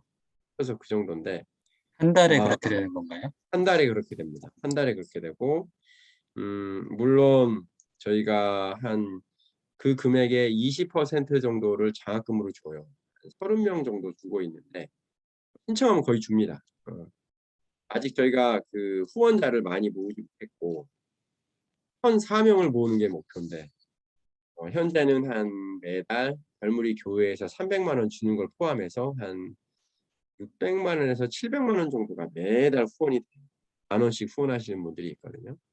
졸업생들 부모님이나 심지어 졸업생들도 요즘 재밌는 건 제가 그 공립학교 있을 때 가르쳤던 제자들이 막 발령받았어요. 어떤 아이는 그 화성시에 초등 교사로 발령났다고 선생님 저 기억하세요? 그랬는데 내가 너를 어떻게 잊니? 그랬는데 그런 아이들이 있는 거예요. 근데 그 아이들이 막 후원하기 시작했어요. 아주 재밌어요. 그래서 그게 늘어나면 장학금의 그 범위가 좀 늘어났으면 좋겠고 아까 그 저희가 제도권으로 이제 진입이 될 것 같다라고 말씀드렸는데 국회에 대한교육 기관에 관한 법률을 이전에도 통과시키려는 노력을 한 적이 있었는데 이 후원과 관련해서 교육부 지원과 관련해서 계속 막혔어요. 그래서 이번에는 전략적으로 그 지원 부분을 빼버렸습니다. 빼버렸고 그 부분에 있어서는 지자체 혹은 추후에 논의하기로 했고요. 그래서 현재 뭐 충남도만 해도 교육감 그 도지사와 군수를 만났고 도지사 입장에서는 급식비 주겠다. 그다음에 입학 지원금 주겠다. 교복비 주겠다. 이렇게 얘기를 했어요. 그러니까 그런 부분이 생기면 이제 그만큼 부모님들의 부담이 줄겠죠. 그리고 뭐 그런 것들이 점점 늘어나서 될 것 같고 아마 인건비까지는 어려울 것 같고요. 교사에 대해서. 시설 투자까지는 가능할 것 같습니다. 많이 한다면. 그러나 이제 다른 대안학교는 자기네 대안학교의 고유성이 상실될까 봐 좀 지원 자체를 포기하고 우리가 알아서 할 테니까 좀 부자 교회에서 만든 학교나 기업이 만든 학교들은 좀 돈이 아쉽지 않은 부분이 있나 봐요. 그래서 저희 학교는 돈이 너무 아쉬운데 그런 것들이 좀 있어서 아무튼 다양한 형태들이 있어서 어떻게 확실하게 진행될지 모르겠고 아무튼 지자체에서는 이전에는 초중학교에게만 주던 급식비를 고등학생에게 주겠다 이렇게 결정이 거의 결정되고 예산안도 반영이 된 걸로 알고 있고 그 이외에 제도권 학교에서 주는 그리고 진짜 더 할 수 있다면 가까이 요구하고 싶은 거는 그냥 뭐랄까 일반 학생들에게 가는 그 보편적 1인당 한 900만 원 되더라고요. 고등학생 기준 1년에 국가가 그 학생을 위해서 쓰는 게 그 정도는 아니더라도 비스무리하게라도 주면 좋겠다 그런 바람이 있죠. 네. 예, 감사합니다. 저희 지금 동시간대 43분이 접속해 계신데 최근에 했던 모임 중에 가장 이렇게 많이 오시기도 하고 이렇게 질문을 많이 주셨던 모임이 제 기억에 많지 않았던 것 같은데 예, 반응이 뜨겁습니다. 좀 질문을 더 이어가겠습니다. 이제 공교육에도 고교학점제가 뭐 도입되는 게 얼마 남지 않았는데 이것이 잘 안착되고 또 별무리 학교처럼 어떤 질적으로 성장하기 위해서 공교육에서는 어떤 것에 좀 집중하면 좋겠는지 교장 선생님 의견을 좀 구하는 부분이 있었습니다. 저희 학교는 모터보트고요. 공립학교는 항공모함이라고 생각하면 됩니다. 그래서 저희 학교는 순발력이 있어요. 모터보트는 뭐 그냥 턴하면 그냥 바로 뜰 수 있는데 항모가 방향을 바꾸려면 초계함, 순양함, 수많은 것들이 함께 일사불란하게 움직였을 때 그게 방향이 바뀌고 그것도 굉장히 큰 궤적을 만들어서 돌게 되는 거죠. 적절한 비유인지 모르겠는데 그래서 사실은 공립학교에서 야 별무리 학교는 하는데 왜 못해? 이거는 사실 전제가 다릅니다. 그래서 모두를 바꾸려 하지 말고 일부를 바꾸기 시작하면 바뀌지 않을까? 그런 생각을 좀 해봤어요. 현재 제가 좀 관여하고 있는 교육청 중에 경기도교육청의 미래학교나 혁신학교들 그리고 전북교육청에 있는 혁신과학의 학교들 이런 학교들 보면 어떻게 제도권 선생님이 저런 생각을 하지?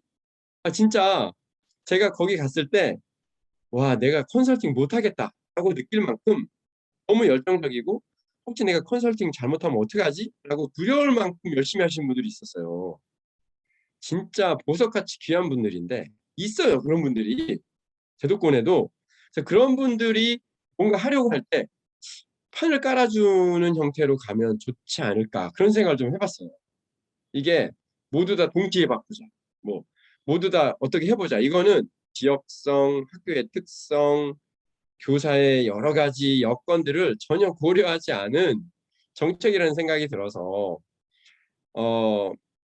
조금의 변화가 크랙을 내고 그 크랙이 선을 잇고 그 선을 기준으로 뭔가 한 조각 떨어질 수 있는 그런 변화를 줄 수 있는 형태의 적용이 저는 현실적이라는 생각이 들어서 2022년도부터 구분 시행, 2025년부터 학점제 전면 시행이 되고 있는데 굉장히 우려되고 아시잖아요. 형식적으로 할 수 있어요. 공통교과 온라인 띄워놓고 혹은 LMS에 띄워놓고 선생님들이 기존의 교과목들 쭉 나열해놓고 선택해서 각자 시간표 짜게 하면 굉장히 쿨하게 학점제가 될 수 있거든요. 근데 그거는 진정한 의미에서 학점제가 아니기 때문에 정말 그 한 가지 전제, 모든 아이들이 배웠으면 좋겠다. 내 수업을. 아니 학생들이 원하는 수업. 이렇게 하고 싶은 학교가 있다면 막지 않고 아까 저기 교수님께서 얘기한 것처럼 막지 않고 야 그거 안 돼. 하지 마. 야, 어떻게 애들이 교과목을 저기 개설해. 웃기지 마. 애들이 그러니까 안 그래요. 안 그래요. 아이들도 매우 진지합니다. 자기의 삶에 대해서. 그 삶이 너무나 그 빛나는 삶이라는 걸 자기들도 알아요. 예, 절대 허송세월할 수 없다는 걸 알고요. 학교에서 아무것도 안 하는 것 같지만 어딘가에선 분출하고 있는 게 아이들이거든요. 그래서 그런 것들을 존중하고 아이들을 자꾸 대상화시키지 말고 아이들이 만들고 생산자로서 내가 만들었으니까 한번 해볼래? 예, 아니라 니들이 한번 만들어봐. 아니 함께 만들어보자 라고 얘기할 수 있다면 아주 작은 부분에서부터 조금씩 시작하면 될 수 있을 것 같다는 생각을 해보았습니다. 예, 교장선생님 감사합니다. 그 외 질문이 여러 개가 더 있는데요. 사실 뒷부분 교육과정 얘기를 조금 더 듣고 싶어서 일단 하나만 더 우선 질문 드리고 이제 강의를 한 20분 정도 좀 더 부탁드리고 싶은 마음이 있습니다. 아까 이제 대입을 목표로 한 학교는 아니었으나 이제 결과적으로 그런 것들이 잘 이루어진 부분들도 있었다라고 한 부분에서 이제 어떤 면에서는 이제 그 대학에서 원하는 그런 역량을 이제 별무리 학교를 통해서 갖췄다고 볼 수 있는데, 이제 고등학교이신 선생님이신 것 같아요. 그래서 구체적으로 어떤 대입 전형 내지, 어떤 전공이나 이렇게 학교에 진학을 하였는지 그런 사례들을 좀 간단하게 나눠주시면 좋겠습니다. 제가 아이들이 대학을 잘 갔다는 거는요. 수능 기준입니다. 얘가 수능을 봤다면 3등급 정도 할 것 같은데 2등급, 1등급 아이들이 갈 수 있는 학교를 간 거예요. 얘가 수능을 봤다면 한 5등급쯤 찍을 것 같은데 3등급, 2등급 하는 학교를 간 거예요. 무슨 얘기냐면 저희가 사실은 입시 교육을 포기했습니다라고 본인께 말씀드렸지만 막상 고3 아이들이 여름방학을 지내고 와서 보니 정말 대학 외에는 갈 곳이 없어요. 진짜 우리나라 갈 곳 없어요. 인문계 학생들 보통 인문계라고 표현합니다. 요즘 그렇게 표현 드릴게요. 죄송해요. 그 아이들 대학 외에는 답이 없습니다. 그러면 그 전공계통에 있는 특성화고나 마이스터고나 뭐 그런데 산업 현장 거기 외에는 답이 없어요. 그런데 어쩔 수 없이 저희는 궁여지책으로 TF를 꾸리고 12학년 고3 선생님들 중심으로 전형을 찾기 시작했죠. 일단 대안학교가 갈 수 있는 그때 당시 그 전형에 써 있는 표현으로는 고등학교를 졸업하였거나 동등 자격이 있다고 갖춰졌다고 판단한 사람이라고 써 있었어요. 그것이 바로 뭐냐면 검정고시를 통하여 고졸 자격을 갖춘 사람이란 뜻이에요. 그런 사람이 원서를 낼 수 있는 대학을 모두 다 찾았습니다. 두 번째로 대안학교 전형이 있는 학교를 찾았습니다. 그 다음에 학생부 교과인데 검정고시 점수를 내신으로 전환해주는 학교를 찾았습니다. 세 번째가 대박이었어요. 왜냐하면 그때 당시 국민 공통교육과정이 10학년까지였고 검정고시의 범위가 고1까지였어요. 수학도 미적분 할 필요도 없어요. 그러니까 여기 가까운 충남대학교만 해도 2018학년도 검정고시 점수로 95점을 받으면 2.0을 줬습니다. 내신을. 거의 모든 학과를 골라서 갈 수 있었어요. 대신 두 과목 7을 찍어야 돼요. 그 수능에서. 등급이. 그런데 저희 아이들이 영어를 잘했어요. 인도에 1년 동안 가 있기 때문에 영어를 잘했어요. 그래서 영어는 1등급 아니면 2등급이야. 그러니까 여러 교과목 중에 뭐 수학이나 국어나 또 탐구나 이 중에 하나만 골라서 영어 2등급 맞고 그 중에 하나 5등급 맞으면 충남대학교로 가는 거예요. 비교 전형으로, 비교 내신으로 검정고시 점수를 환산해서 경북대학교가 97이 2.0이었어요. 물론 올해는 많이 바뀌었습니다. 정말 생각해 보십시오. 여기 고등학교 선생님들 아시겠지만 2.0 쉽습니까? 100분위로 11등이에요. 예. 어마어마한 그 혜택이었어요. 저희는 이거 영업 비밀이라 말을 못했어요. 이 검정고시 만점 맞는 게 쉬워요. 왜냐면 할머니 할아버지들이 있어서 검정고시 이 수준을 못 높여요. 그래서 저희는 빠른 아이는 고2 때 이걸 다 끝냈어요. 올 7과목 다 만점을 맞은 거예요. 걔는 그 서울에 있는 그 어떤 대학교는 올 100점을 맞으면 1.0을 줬어요. 그러면 다 올라가는 거죠. 학생부 교과예요. 심지어 면접도 없어요. 그런 대학들을 찾기 시작했고 심지어 요즘은 교대 우리 김성편 교수님 계신 교원대조차도 갈 수 있습니다. 원서 낼 수 있고 저희 제자 중에 한 명이 또 국어교육과에 가서 열심히 배우고 있어요. 그 아이는 국어교육과 갔는데 간 그 학기에 첫 학기에 꽈탑을 했어요. 성적장학금 받았다고 자랑하더라고요.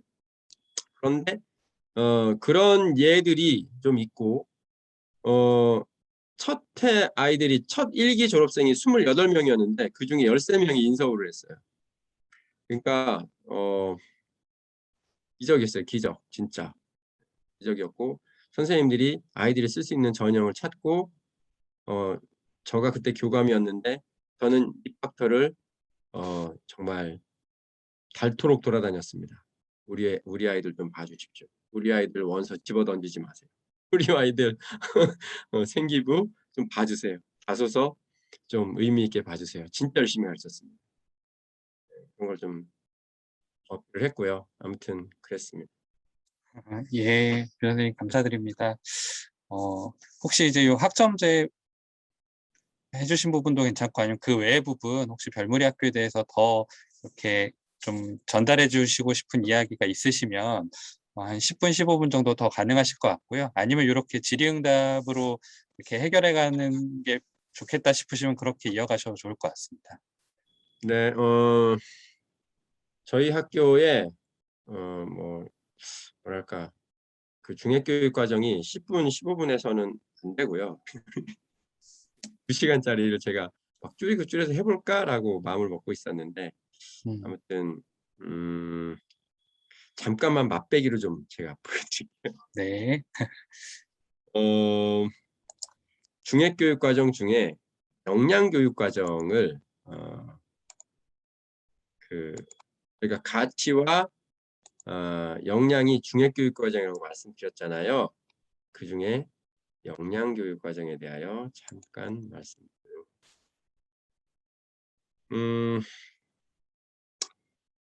제가 그 제도권 학교에 있으면서 좀 이거 왜 안 되지? 왜 이 학교는 옆 학교랑 큰 차이가 없지? 막 그런 생각했던 것 중에 하나가 철학이었어요. 철학. 왜 이 학교는 좀 강조하는 게 없지? 뭐 교육장이 혹은 교육감이 푹 던지면 거기서 그냥 비슷하게 해가지고 그냥 다 통일하지? 막 그런 생각했는데 별무리 학교 와서 제가 어떤 소득이 있어? 라고 할 때 진짜 중핵, 러닝 코어를 가르칠 수 있다는 거였어요. 그래서 막 예를 들어서 요거죠. 저희 학교의 중해교육 과정은 3개입니다. 기독교 학교이기 때문에 기독교 세계관, 그 다음에 가치교육 과정, 역량교육 과정, 이게 중핵입니다. 그리고 이 중핵은 고교 학점제임에도 불구하고 필수예요. 저희 학교는 뭐 물론 교회를 안 다녀도 올 수 있어요. 하지만 기독교 세계관 수업을 꼭 들어야 돼요. 만약에 요게 2학점인데 요게 만약에 누락되면 졸업장을 안 줍니다. 그리고 이 중해교육 과정의 또 하나가 바로 가치교육 과정이에요. 이 자발적 이타성으로 상징되는 제자도 그리고 공동체, 소명, 샬롬 이것이 핵심 가치입니다. 이 가치와 역량이 중해교육 과정의 핵심입니다. 예를 들어서 가치는 공동체적 소명, 공동체적 샬롬이라는 소주제로 나뉘어서 가르치는데 공동체적 샬롬에서 가르침의 대상으로 저희가 내용으로 선정한 게 있어요. 그러니까 이 중해교육 과정은 그 교사 공동체들이 교육과정 협의를 할 때 선택하는 거예요. 우리가 만약에 공동체적 샬롬이라는 교과목을 만들고 어떤 내용을 가르쳐야 할까라고 했을 때 저희는 그렇게 결정했어요. 네 가지만 하자. 첫 번째 환경 생태, 두 번째 경제, 세 번째 인권, 네 번째 사회문화. 요거만 하자라고 결정했어요. 이유는 다 있습니다. 환경 생태는 지구인으로서 꼭 해야 돼요. 이거는 have to 상식인 거죠. 기독교 학교건 일반적 보편적인 학교건 이건 꼭 해야 됩니다. 두 번째 경제를 하는 이유는요. 기독교가 경제 때문에 많이 무너졌습니다. 이 소유의 문제에 있어서 자유롭지 못했어요. 이것에서 많이 걸려 넘어졌습니다. 이거 어떤 형태의 소유가 그 사람의 본질을 소외시키지 않을지, 소유한 만큼 소외되는 그 허무한 상황이 어떻게 하면 안 만들어질 수 있을지에 대한 얘기를 6학년부터 12학년까지 하도록 하자는 거였어요. 세 번째는 인권이었습니다. 인권은 매우 중요하고 그 부분에 있어서 학생들이 많은 것들을 배웠는데 진짜 재밌는 건 인권으로부터 거리가 먼 계층이 너무나 충격적이었어요. 여성과 아동이었어요. 내가 선택한 것도 아니고 그냥 그렇게 주어진 건데 그것 때문에 여성과 아동들은 선진국, 후진국 그 어느 나라를 막론하고 비인격적 대우를 받고 있다는 통계들을 하면서 굉장히 충격이었습니다. 그래서 그대로답게 봐주지 못하는 그런 현실들을 아이들은 배워야 하고 그 사람들을 어떻게 대하고 어떻게 예의를 갖춰야 하는지를 알 필요가 있었죠. 사회문화는 아이들은 메타버스를 모르지만 메타버스 안에 살고 있어요. 그것처럼 사회문화는 아이들의 숨쉬는 공기와 같은 것이라는 생각을 했죠. 그래서 이 네 가지 영역을 가르치기로 했습니다. 혹시 제가 공유한 화면이 보이시나요? 예, 지금 종이 화면이 보입니다. 네, 종이화면. 이게 경제를 가르치는 거예요. 7학년 프로그램인데 무슨 게임 같죠? 네, 부루마블 게임을 아이들이 바꿔본 겁니다. 첫 번째로 부루마블 게임을 실제로 해봐요. 그럼 결국 어떻게 되죠? 언제 게임이 끝나죠? 한 사람이 부동산과 동산을 싹 다 쓸어서 독식하면 끝납니다. 그것에 대해서 얘기하는 거죠. 신자유주의 경제정책이 결국은 빈익빈 부익부를 이길 수밖에 없고 행복하드나 수많은 사람 다 파산시키니까 행복하드나 물어보고 파산됐을 때 기분이 어땠어 물어보고 그러면 새로운 형태의 소유의 방법은 뭐가 있을지 생각해 보면서 네가 만드는 부루마블 게임을 만드는 거죠. 네. 이렇게 화폐 단위도 정하고 회생할 수 있는 것도 만들고 또 사회적으로 보편적 어떤 뭐랄까 도움을 받아서 회생할 수 있는 것도 있어서 결국 다시 게임에 가세할 수 있게 그런 게임을 만들고 친구들한테 소개하고 어떤 게임이 괜찮은지 투표해서 가장 베스트 게임을 만들어서 그것에 대해서 전시도 하고 이런 것들을 했죠.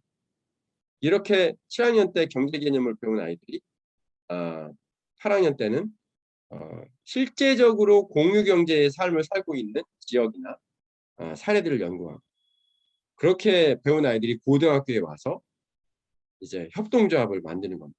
지금 고등학생들이 만든 협동조합이에요. 매점 협동조합인데 별쿱이라고 이름을 지었습니다. 이 협동조합은 지금은 이렇게 보기 좋지만 사실 별무리 학교는 매점을 반대했어요. 선생님들도 반대했고 학부모들도 반대했고 이유는 급식을 소홀히 할 것이다. 그렇게 했는데 아무튼 별무리 학교는 편의점도 없고 슈퍼도 없고 슈퍼마켓 가봐야 한 5년 지난 과자밖에 없어서 아이들이 사 먹을 것도 없는 곳이었는데 일기 선배가 R&E 보고서 소논문으로 별무리 학교 매점 협동조합 운영에 관한 연구라는 작은 글을 하나 썼어요. 한 30쪽 되는 소논문이었는데 그 논문을 읽은 그 논문이 배가 고팠다로 시작해요. 그리고 우리는 그 배고픔을 면하기 위하여 매점을 만들 필요가 있다. 방법은 협동조합을 만든다.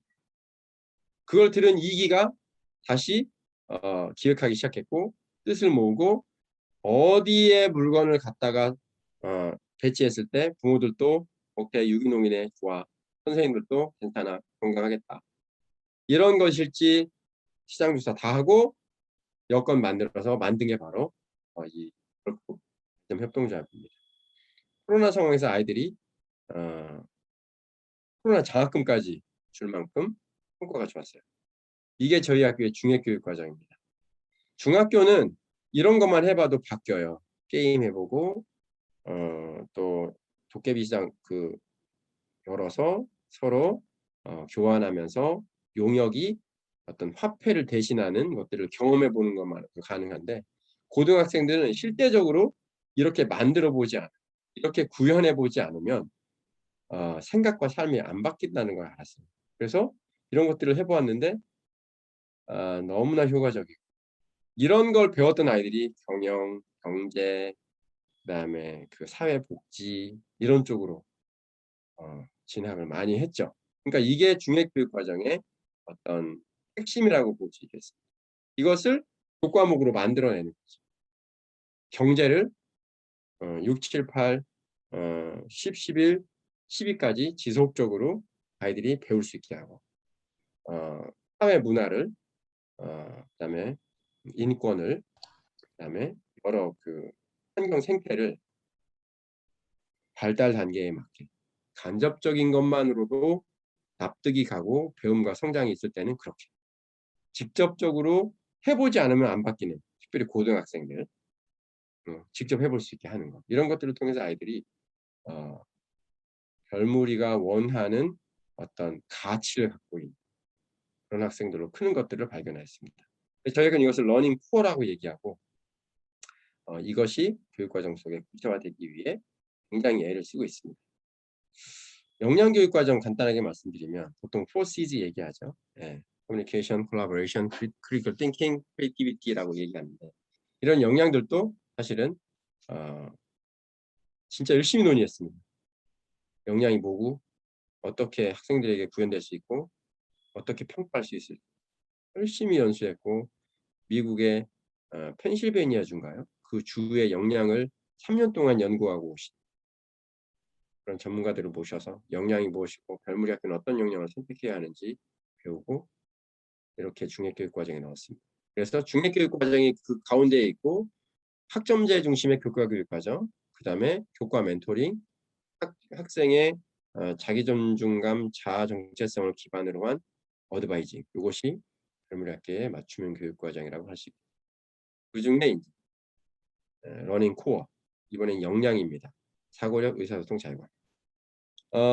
아까 뭐랄까 학점제 얘기하면서 초, 중, 고가 어떻게 다른지 말씀하셨는데, 러닝 코어야말로 초, 중, 고가 초등학교 때는 중학교를 염두에 두고 하지 않으면 안 되고요. 중학교는 고등학교를 염두에 두고 하지 않으면 안 된다는 걸 알았어요.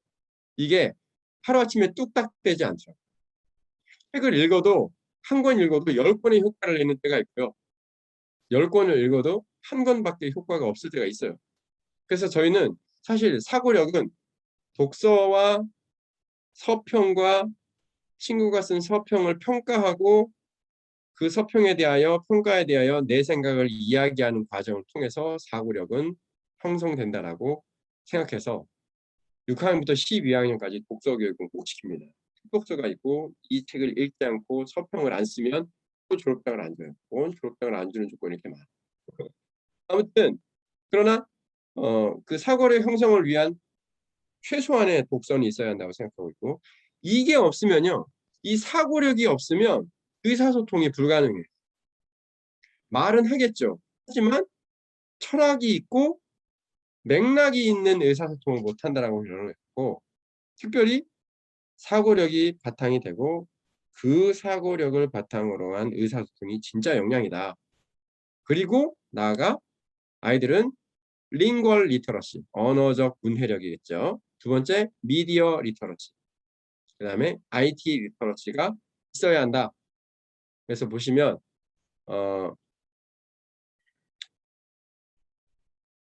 이렇게 돼 있어요. 이렇게 돼 있습니다. 6, 7, 8, 9학년에 창의적 글쓰기 언제부터 언제까지 어떤 내용으로, 서평 언제, 토론 어떻게. 저희 학교에서 토론은 퍼블릭 포럼 형태, 또 몇 가지 천사와 악마 토론, 그 다음에 모퉁이 토론, 다양한 토론들이 있는데, 기본적으로 배우는 것은 퍼블릭 포럼 디베이트를, 그리고 소프트웨어는 언제부터 6학년 스크래치, 7학년 모바일 개발, 8학년 PC 컴퓨팅, 이렇게 해서 고등학교 올라오는 아이들이 지금은 우리 학교 LMS를 만들고 있고 앱을 만들고 있고 매점을 위해서 앱을 만들어서 학생들이 결제를 할 수 있게 하고 재정 관리를 하게 하고 물건의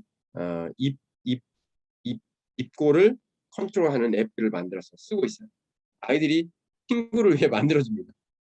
그 정도의 IT 리터러시가 되더라고요. 영어는 그렇고요.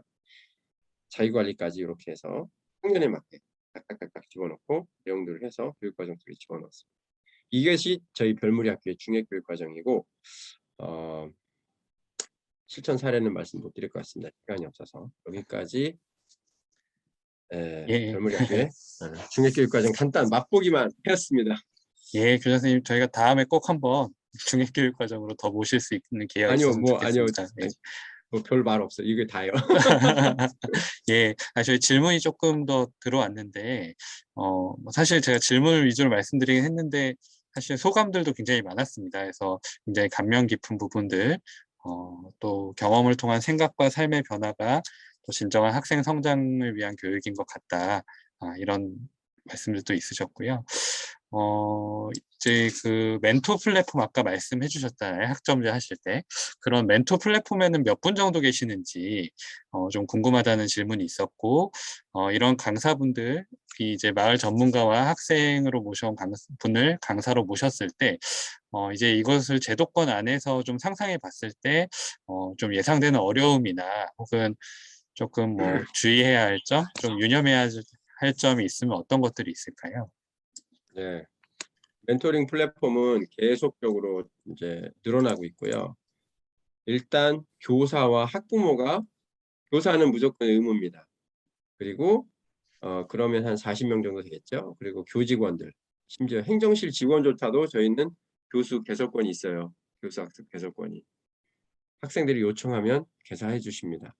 그리고 금산 인근에 멘토를 섭외하면 멘토링 플랫폼에 들어가고 학부형 중에 학기 초에 희망자를 받아서 인적사항을 주고 그러면 올려놓고 그렇게 합니다. 그래서 지금은 100명이 채 안 돼요.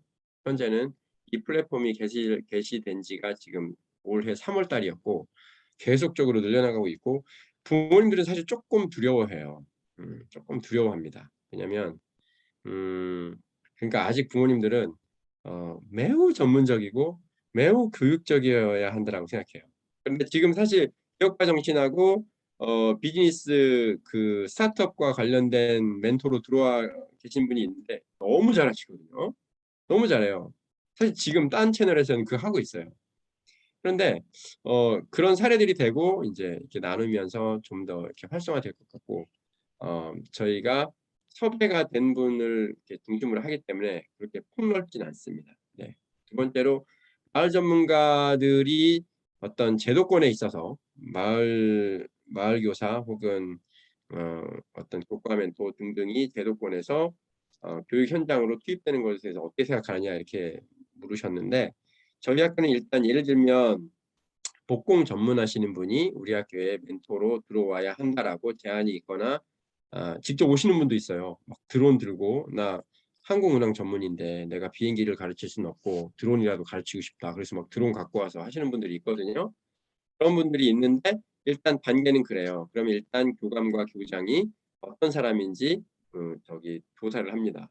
나름의 데이터를 갖고 조사를 하고 특별히 이분들이 교육적인지 그리고 가능하다면 어떤 그 일반 학교에서 강사를 모시는 절차와 똑같습니다. 거의 성범죄 경력이나 청소년 범죄 경력에 대하여 확인을 하고 그 다음에 또 한 가지는 저희가 기독학교이기 때문에 특별히 또 그 금산이 JMS가 그 금산이에요. 여기가 정명 그 석가 고향인 곳이 저쪽 산 너머 마을인데 그런 분들이 강사로 많이 활동하세요. 그래서 혹시 그쪽 소속이 아닌지도 좀 이렇게 봅니다. 여러 절차를 거쳐서 보고 있고 그러나 베이킹을 만약에 한다 할 때 학교 베이커리에서 수업할 때 그 선생님에게만 맡기지 않습니다. 반드시 본교의 선생님이 따라갑니다. 왜냐하면 그 선생님은 그 선생님이 배운 대로 가르치는 거예요. 정말 열심히 가르치는데 선생님이 보기에 비교육적인 부분이 있어요. 그래서 선생님 힘드시겠지만 시작할 때 꼭 출석 불러주세요. 별거 아닌 것 같지만 중요해요. 그리고 힘드시면 제가 부르겠습니다. 이렇게 해야 돼요. 제일 힘든 게 그분이 인솔교사가 학점을 못 줘요. 베이킹에 대해서 전문성이 없으니까. 하지만 베이커가 학점과 교과 세팅을 주면 그걸 받아서 생기부로 옮겨주는 역할을 인솔교사가 하게 되어 있습니다. 그래서 이렇게 해야 돼서 사실은 인력이 막 확 늘어날 것 같지만 우리 교사 한 명도 따라가야 하기 때문에 결국은 인력이 그렇게 쓰여지고 있는 거죠. 그런 어려움들이 있어서 굉장히 다양화되고 과감해지긴 쉽진 않을 것 같아요. 그러나 저희 학교의 기준은 일단 교육적이다라고 판단되고 학생이 배우고 싶다. 그리고 그 멘토가 제가 한번 해보겠습니다. 라고 허락했을 때 저희가 그냥 허락합니다. 그리고 이것으로 인하여 근데 사실은 저희가 시간당 25,000원밖에 못 줘요. 그래서 돈에 욕심 있는 분들은 안 오세요. 그래서는 되게 잘 진행되고 있는 것 같은데 너무 대우가 좋으면 안 될 것 같아요. 네. 예, 시간당 감사합니다. 네. 그 오재길자학관님 혹시 이렇게 말씀 가능하시면 아까 질문도 주시고 하셨는데 한 말씀 같이 해주시면 어떠실까요? 아, 네. 잘 들리시나요? 예, 드립니다. 예. 우리 김성천 교수님께서 교육부와 교육청의 통제가 없으면 잘 될 거라고 했는데 제가 교육지원청에 있습니다. 뭐 통제도 하긴 하겠지만 지원을 먼저 생각하면 뭐 도울 점도 있긴 한데요. 무엇보다도 저도 그렇고 도움을 주는 분들이 인식이 좀 열려 있고 좀 알아야 될 것 같아서 탐방도 탐방이고 또 뭐 교장 선생님 모시고 강의도 듣고 싶고 그런데 혹시 탐방을 하게 되면 거기서도 강의를 좀 해 주실 수 있나요? 네, 지금 위드 코로나 상황에서는 충분히 가능하고요. 게스트하우스가 약 방이 3개고 거실까지 치면은 한 10명 이상의 선생님들이 또 쉬었다 가실 수도 있더라고요. 그리고 학교에 카페가 있어서 거기는 한 20분 정도 들어가서 강의를 들으실 수 있습니다. 그래서 네. 보통 코로나 상황에서는 숙소는 읍내 호텔에서 묵으시고 강의만 카페에서 듣고 그랬는데 만약에 뭐 인원이 한 10명 남짓이라면 게스트하우스를 추천해 드릴 수도 있고 참고로 게스트하우스 사용료는 1박에 1층만 사용하면 10만 원, 2층까지 사용하면 20만 원입니다. 네, 고맙습니다. 네. 예, 감사합니다. 저희 굉장히 짧은 시간이었는데도 저 질문 개수를 세어보니까 한 15개 이상 질문을 한 것 같아요. 이렇게 이 시간도 같이 만들어가는 어떤 교육과정의 시간으로 또 만들어주신 것 같아서 감사드리고요. 저희 그럼 교장 선생님 마지막으로 마무리 말씀 해주시고 저희가 마치는 걸로 하겠습니다. 별무리 학교는 사실 소명학교라는 저쪽 용인에 있는 학교와 비슷하게 유의하게 교사들이 만든 학교입니다. 저희 학교가 저 같은 경우 제도권 학교를 떠날 때 친구들한테 욕을 많이 먹었어요. 넌 전방을 떠나냐? 우리는 폭탄 터지고 다 죽게 생겼는데 우리를 버리는 거야? 막 그러면서 저를 굉장히 좀 아쉬워했던 그런 기억이 있는데 그런 소리를 뒷전으로 두고 왔던 이유는 언젠가 유연성 있는 대안학교가 제도권에 좋은 본들을 만들어주고 완벽하게 함께할 수는 없겠지만 그것이 아주 작은 이정표가 돼서 저렇게는 못하겠지만 이 정도는 할 수 있지 않을까라는 어떤 샘플들을 좀 줄 수 있다면 정말 좋겠다라는 어떤 저 개인적인 목적이 있었습니다. 요즘 그런 것들이 조금씩 가능할 수도 있겠다. 그리고 혁신학교나 미래학교의 어떤 난관이나 이런 것들을 듣고 제 얘기를 해줬을 때 한 번 더 힘을 내는 것들을 보면서 그렇구나, 이게 도움이 되고 있구나, 그런 생각을 하면서 사실 굉장히 그래 10년 전에 그런 결심을 하고 이 길로 들어서길 잘했다라고 생각을 하고 있고 그러나 쉽지 않습니다. 사실 뭐랄까 매일매일 무너지죠. 왜냐하면 현실적인 어려움들이 너무 많으니까. 그러나 힘을 내야죠. 아무튼 이렇게 또 열렬하게 호응해 주시니까 정말 더 큰 힘이 납니다. 너무나 감사드리고 정말 성원해 주시는 그 힘 때문에 특히 또 공립학교 교사들이 22억을 모아서 세운 학교이기 때문에 좀 의미가 있는 것 같습니다. 그래서 아무튼 저는 우리 교육의 어떤 동기로서 조금이라도 우리가 제자들을 세우고 그럴 수 있다면 정말 선생으로서 최고의 기쁨이 아닐까 그런 생각을 하고 그리고 이 시간에 선생님들과 함께 이런 얘기를 나눌 수 있어서 너무 행복했습니다. 감사드립니다. 예, 교장 선생님 감사합니다. 우리 귀한 걸음 걸어가시는 우리 교장 선생님과 또 별무리 학교 선생님들, 학생들 생각하면서 또 응원과 감사의 박수 보내주시면 감사하겠습니다. 감사합니다. 잘 예. 전달하겠습니다. 직원들. 감사합니다, 교장 선생님. 저희 이제 12월 정기 모임은 12월 1일, 바로 12월 첫날 수요일에 있습니다. 저희가 교육정책 디자인 연구소이다 보니 2022년 여러 큰 어떤 이벤트들을 앞두고 2022 우리가 제안하는 교육정책이라는 주제로 12월 1일에 정기 모임을 갖겠습니다. 많이 기대해 주시고 또 함께 힘을 모아주시면 감사하겠습니다. 오늘 늦은 시간까지 함께 해주셔서 감사드리고요. 편안한 밤 되시고 또 건강하시길 바랍니다. 고맙습니다. 감사합니다.